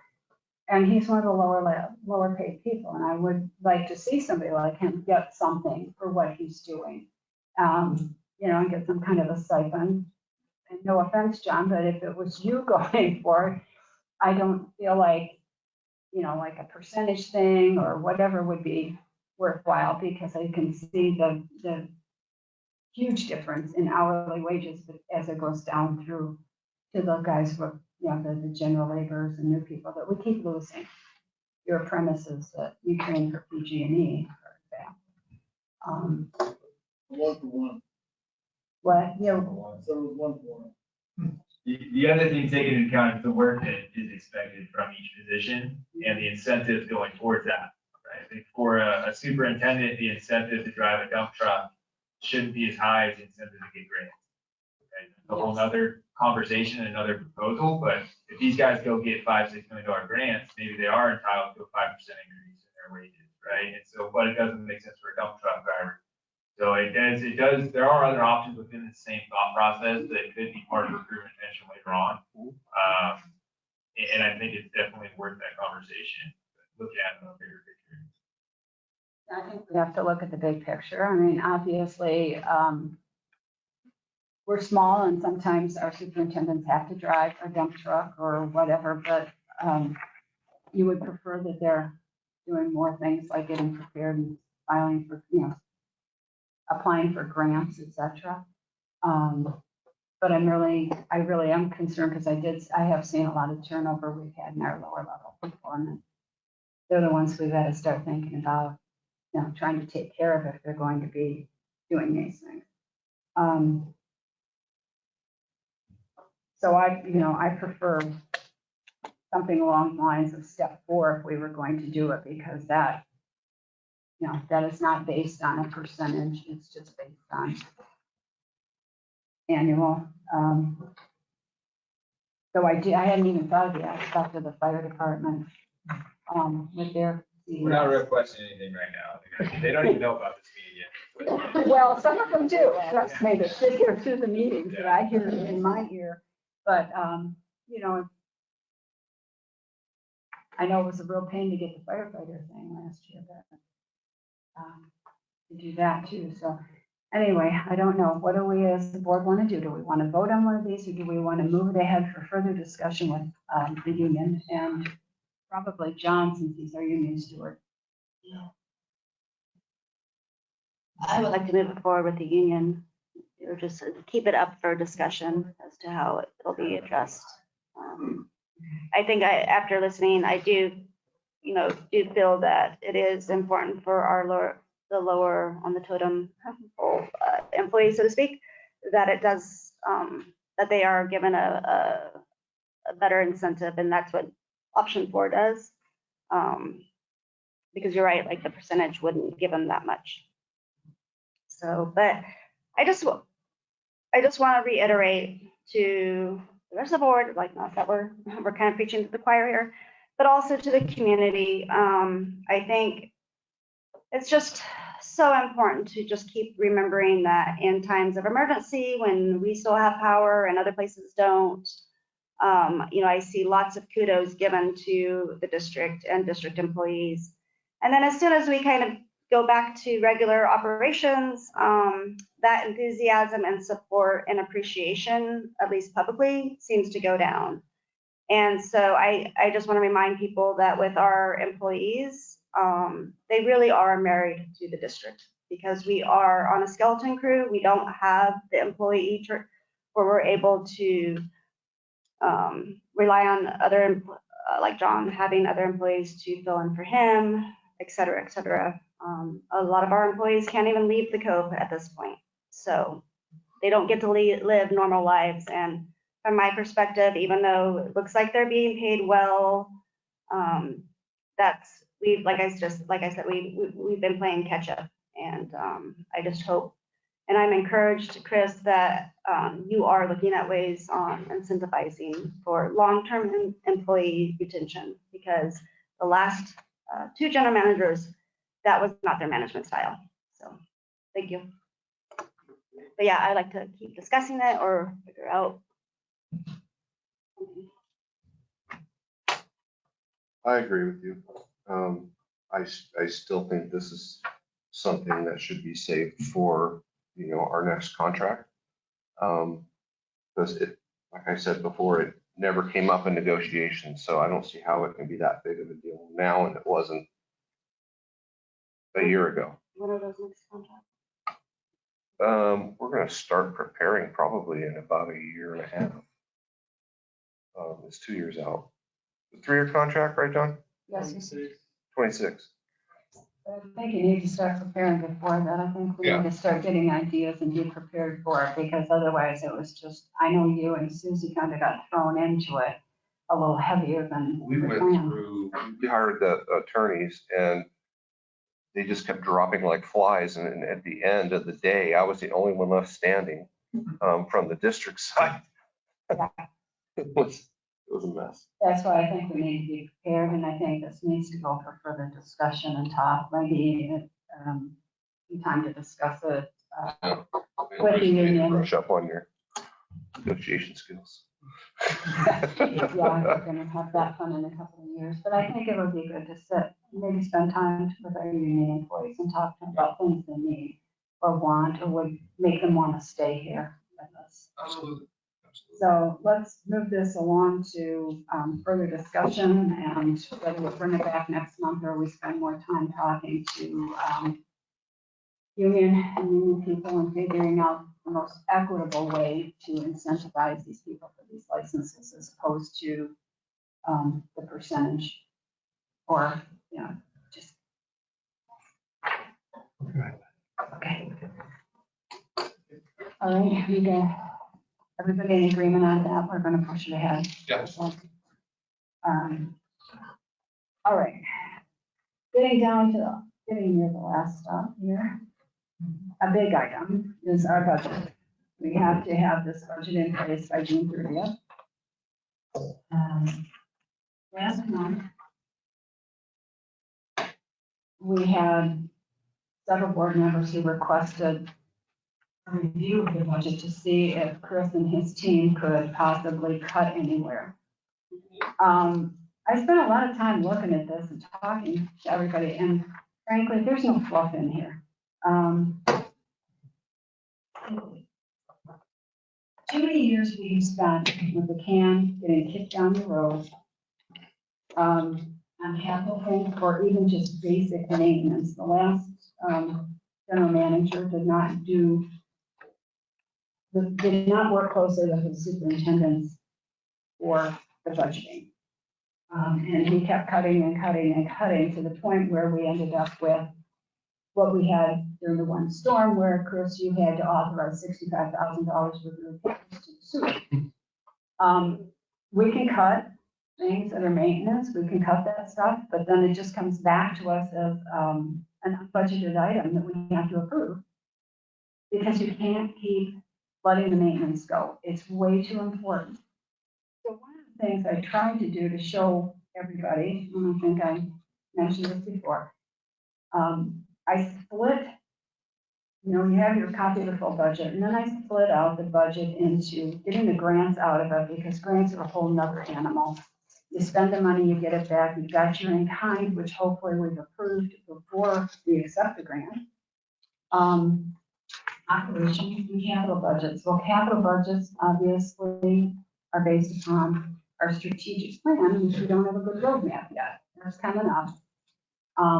The only place we've really done well with our capital budget is with the fire department. Nick has been really good about not taking no pay, so that he could get all the equipment he wanted, and he's always come with a way to finance it. The other superintendents don't have a fixed amount of money, and they also didn't have anyone to work with them on what their capital needs were. When I met with them after previous general manager left, they all came to me with their plans, what they wanted, what they needed, and spread out over 5 years. It had not been accepted or looked at. So that was a real problem, and that's why we started wanting to make sure that things would start getting done. We are constrained by the revenue. This year, I was really, really pleased to see when we did the electric last year, we upped rates because we were so far in the hole for electric. That done, we thought we were going to be in the hole on electric this year a little bit because we planned for John to have a full staff. And we didn't know what the impact of the increased rate was going to be. I was really pleased to see in this budget, when we looked at it, and when you look at the actuals, what we did with electric was proper. And their budget, because John insisted on budgeting for people he didn't have, is looking really good for 23, 24. And I look at 24, 25, and it looks still pretty good. So we know we were going in the right direction. You look at the operational budget that I pulled out, and you look at water and sewer, who don't have enough money to run for the infrastructure for this age. I mean, we've got, 60-year-old aging infrastructure out here. And without proper maintenance, you run into a budget like what we've got with what Frank needs just to maintain. I don't think there's any fluff in there, Chris, when we've talked about it. I don't think we have anything excess in the budget. So I don't know where we could possibly have cut. I think we've got to get the strategic plan in place, we've got to get grants, and we've got to think about the utility tax, which is the avenue I think staff was going for, increasing that utility tax. So we have a base of money coming in that can fund infrastructure for electric and water. You know, we gotta do something, because I know John needs equipment and different things in his department. You know, he was short poles and transformers and everything's skyrocketed on that. I think, what was it, John, you said the transformers have gone up 100%? 39%. Yeah, it's huge what they've been over the time, and we weren't allowed to buy transformers a couple of years ago. So we don't have a stockpile. I think there's nothing much we can do to cut this any smaller than it is. I think we gotta suck it up and get planning and get things in place so that going forward, we build up the reserves. We've also been hit, of course, with the marijuana growers leaving. We don't have any of these huge electric bills that were a lot of revenue coming in. So we've got to face reality. Now we're down to the point where we're huge amounts of vacation homes that don't use much of it. So. After taking a look at it, it's not as bad as I was anticipating. So I didn't have to take as much blood pressure medicine when I read it. So I do appreciate that. And John, good job. Everything's looking really good on your end, but it looks like you're gonna need some more poles and transformers ordered, huh? Yeah. Can we lock in a price if we order early? And get it before it goes up again? The fuses we've been ordering, I got 2 years in advance. Okay. Because there are such backlog like Nick Samuels. So I already put in the order because there's, Good. 1st of June every year, there's an increase. So I'm still waiting on 3 orders now. But I'm 2 years ahead. Wow, okay. So maybe someday there'll be like 100 of them show up. But they're all paid for. Good. Well, at least. I like to hear that. Last order. Okay, we do have some coming in, or we could build up our stockpile a little bit if they all come in. Yeah, and then transformers is, underground ones are like a 2-year wait. So they asked our supplier, he said, he talked to ABB where we usually buy our transformers. That's the minimum. So the overhead ones are, depending on who we go through, 9 months to a year. Mhm. So, Okay, well, good you know, job. we got to stockpile of those, but at the same time, we didn't have any means to replace what we had. Right. In the storm, we replaced one and then a tree fell down and hit it 2 weeks later. I was like, oh, we might be able to, no, we can't use that. We'll lose the whole top off. Wow. Yeah. Why we need inventory of this stuff, and Right. unfortunately. As far as the numbers, like I said, it wasn't as bad as I was anticipating. So, and if we're trying to get ahead and we're getting caught up in the meantime with those kind of numbers, it hurts a lot less. At least we're headed in the right direction. I think You know, so I'm good with it. Dave? Much. As we have been seeing, deferred maintenance costs more in the long run. And even though I would rather this budget weren't so large, I think it's wise to spend some of this money now and approve this budget and do what we can to get more income in the future. It's time to bite the bullet and do it. So I'm okay with it.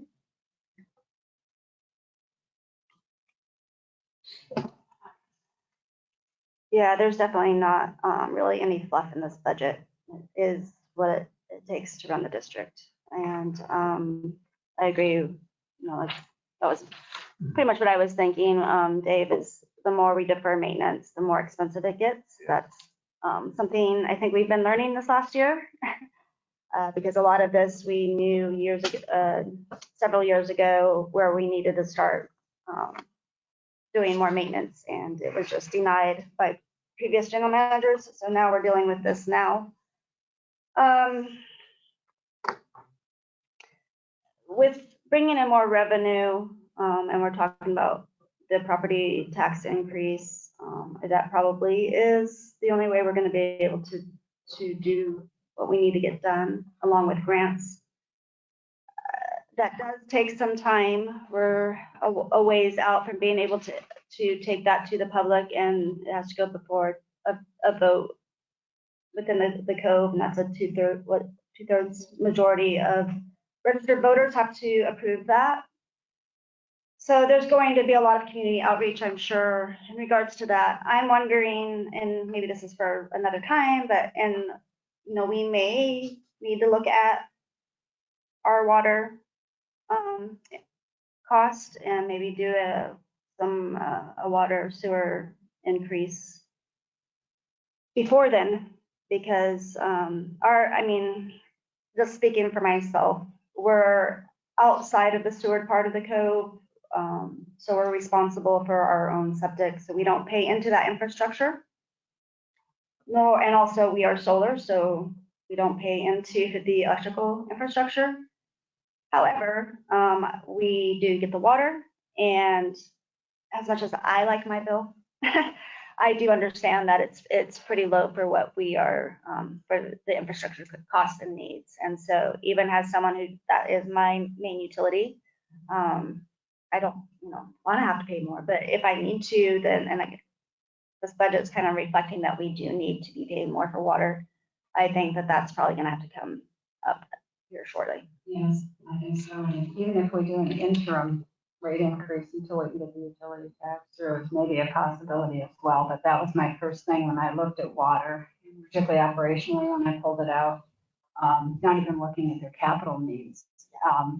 It's what we did last year was painful for electric. We hated to do it. I don't like my electric bill anymore either, but there comes a time when we have to get revenue in to be able to maintain this. And frankly, this district is useless if we don't have water and sewer. So we'd all lose. We have an increase. We just raised it, and then we're going to raise it again next year. That's already those are 5-year ones, but those may not even be, because this is calculated using the rate increase. You're raising the rates once, and you're going to raise them twice in 1 year, and then again the following year. We did that with electric last year. That's what got us where we are now.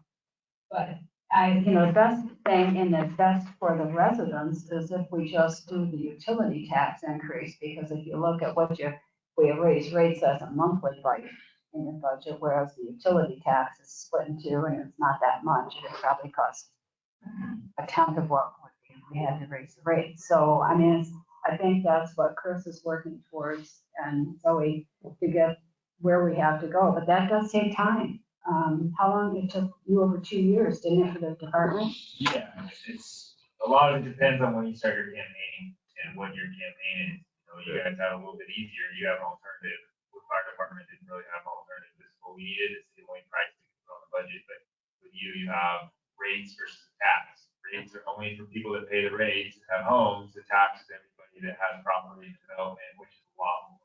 Almost over 4 times more. So that's your campaign slogan, going forward. Is what you want to pay.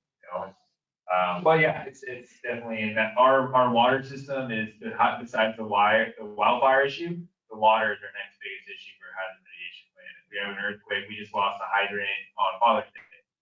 Just blew out. It slept off, snapped off, had a major drain all the water at my house. I called Frank, and those guys are working all overtime during Father's Day. So I think it was a Sunday too. So it was Sunday off day and holiday day. So bad time for a hydrant break. But our water, the resiliency of our water system would kill the cove just as much as the wildfire would. For that hour I didn't have water, you're not doing anything. You're not getting water in your tap, you're not flushing the toilets, it's done. Your sewer's back in. Now we have a major hazmat issue too. So that is a huge priority. And in order to leverage funds for grants, you can't get large scale grants without being able to leverage funds. And that's something that people don't really look into. If you're broke and you don't have a way of continuing on these projects, the grantors don't really look at you as you're not an attractive tool. If we have these funds to say, hey, we want to go above and beyond, but we're raising our rates, we're getting taxes, we're trying to do what we can, they're more inclined to help you out with the larger, we're talking millions of dollar grants on $25,000. So it is all connected that, we have to have some sort of funding coming in, and the community's got to know that. And also comparing rates with other places. You know, we're still, even with our increases on power, we're still below PG&E. Right. And when you talk to the average community member, they don't know that. They think, and it's even out there on, you know, Facebook and everything else, how expensive Shelter Cove is, and there's no data behind that. You know, compared to Trinity, yeah, but Trinity has really good deals. They're basically paying costs. Yeah, and you know, They just raise their rates too. yeah. So everybody, and it goes back to what I said about fire trucks, you know, and what Johnny said about 300% on transformers. Everything's going up, you know, and inflation's killing everybody right now. So, and the district has to keep up. Yeah. And then we have a lot of data too. Actually, Tanner created, you know, helping out with the county campaign stuff as well. So, we went through the whole system, you know, how it works. We barely passed our vote, so we know what the other side of that can be. You got to start early with getting the community. The community has to want that tax.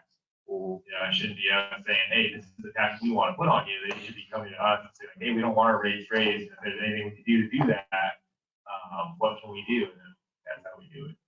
And I think the community, the campaign has to show them what would happen if we were have to raise the rates versus the property tax. Because we did that with electric and it was huge.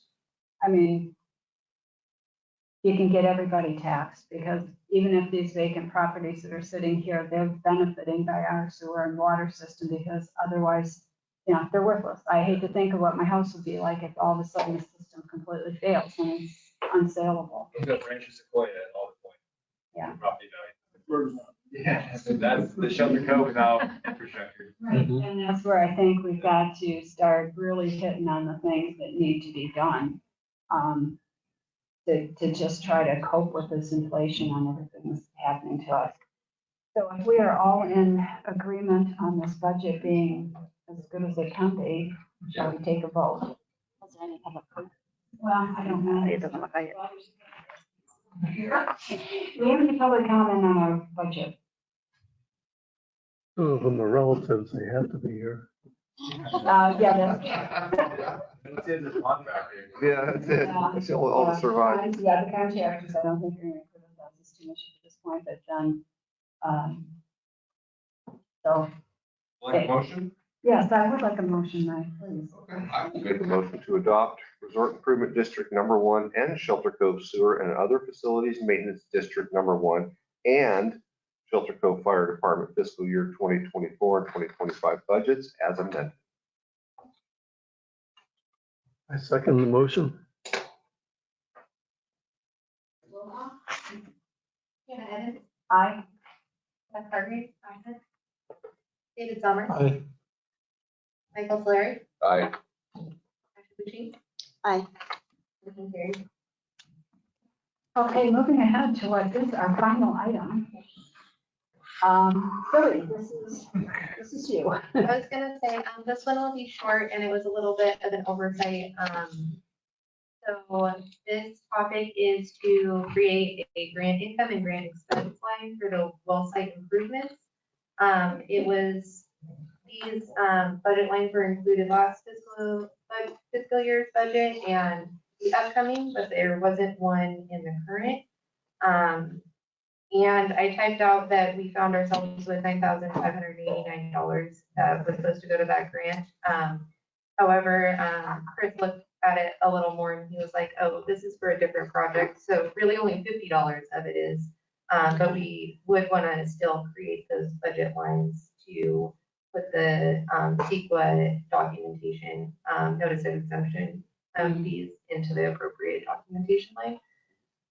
It doesn't need to be $10,000. We do have a $50 expense, but if we do want to create, we just need board approval to create budget lines. So kind of housekeeping. Any questions? None for me. Hey, can I have a motion? Certainly. I'll make a motion to approve the allocation of $10,000 to the income account 10161 and the corresponding expense account 80111 for the well site improvements grant budget lines in facility years 2023 and 2024. I'll second that. Roll call. Hannah Evans, Aye. David Sommer, Aye. Beth Hargrave, absent. Michael Flurry, Aye. Councilman G? Aye.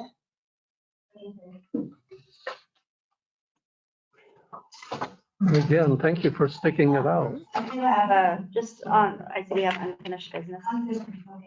Sorry, I'm forgetting that we had it out of here for so long. Yeah. Just real quick, and it's more just to, I think that it'd be beneficial for us to keep the JTI NIM program on the discussion items, so that we can get updates regularly, even if the updates don't seem like it's like huge, just keeping it into the topic, I think the community would appreciate. And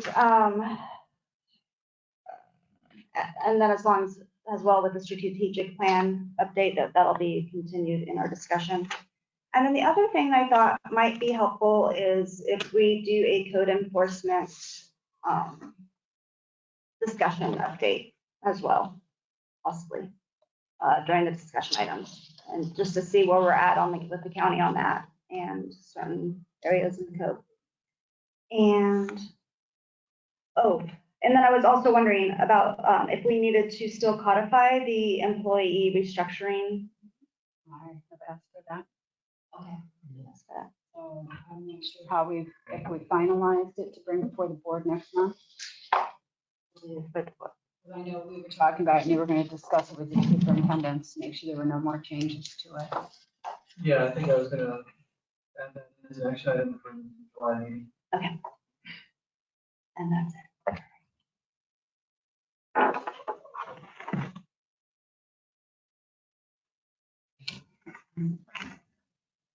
You see the clock hiding in there.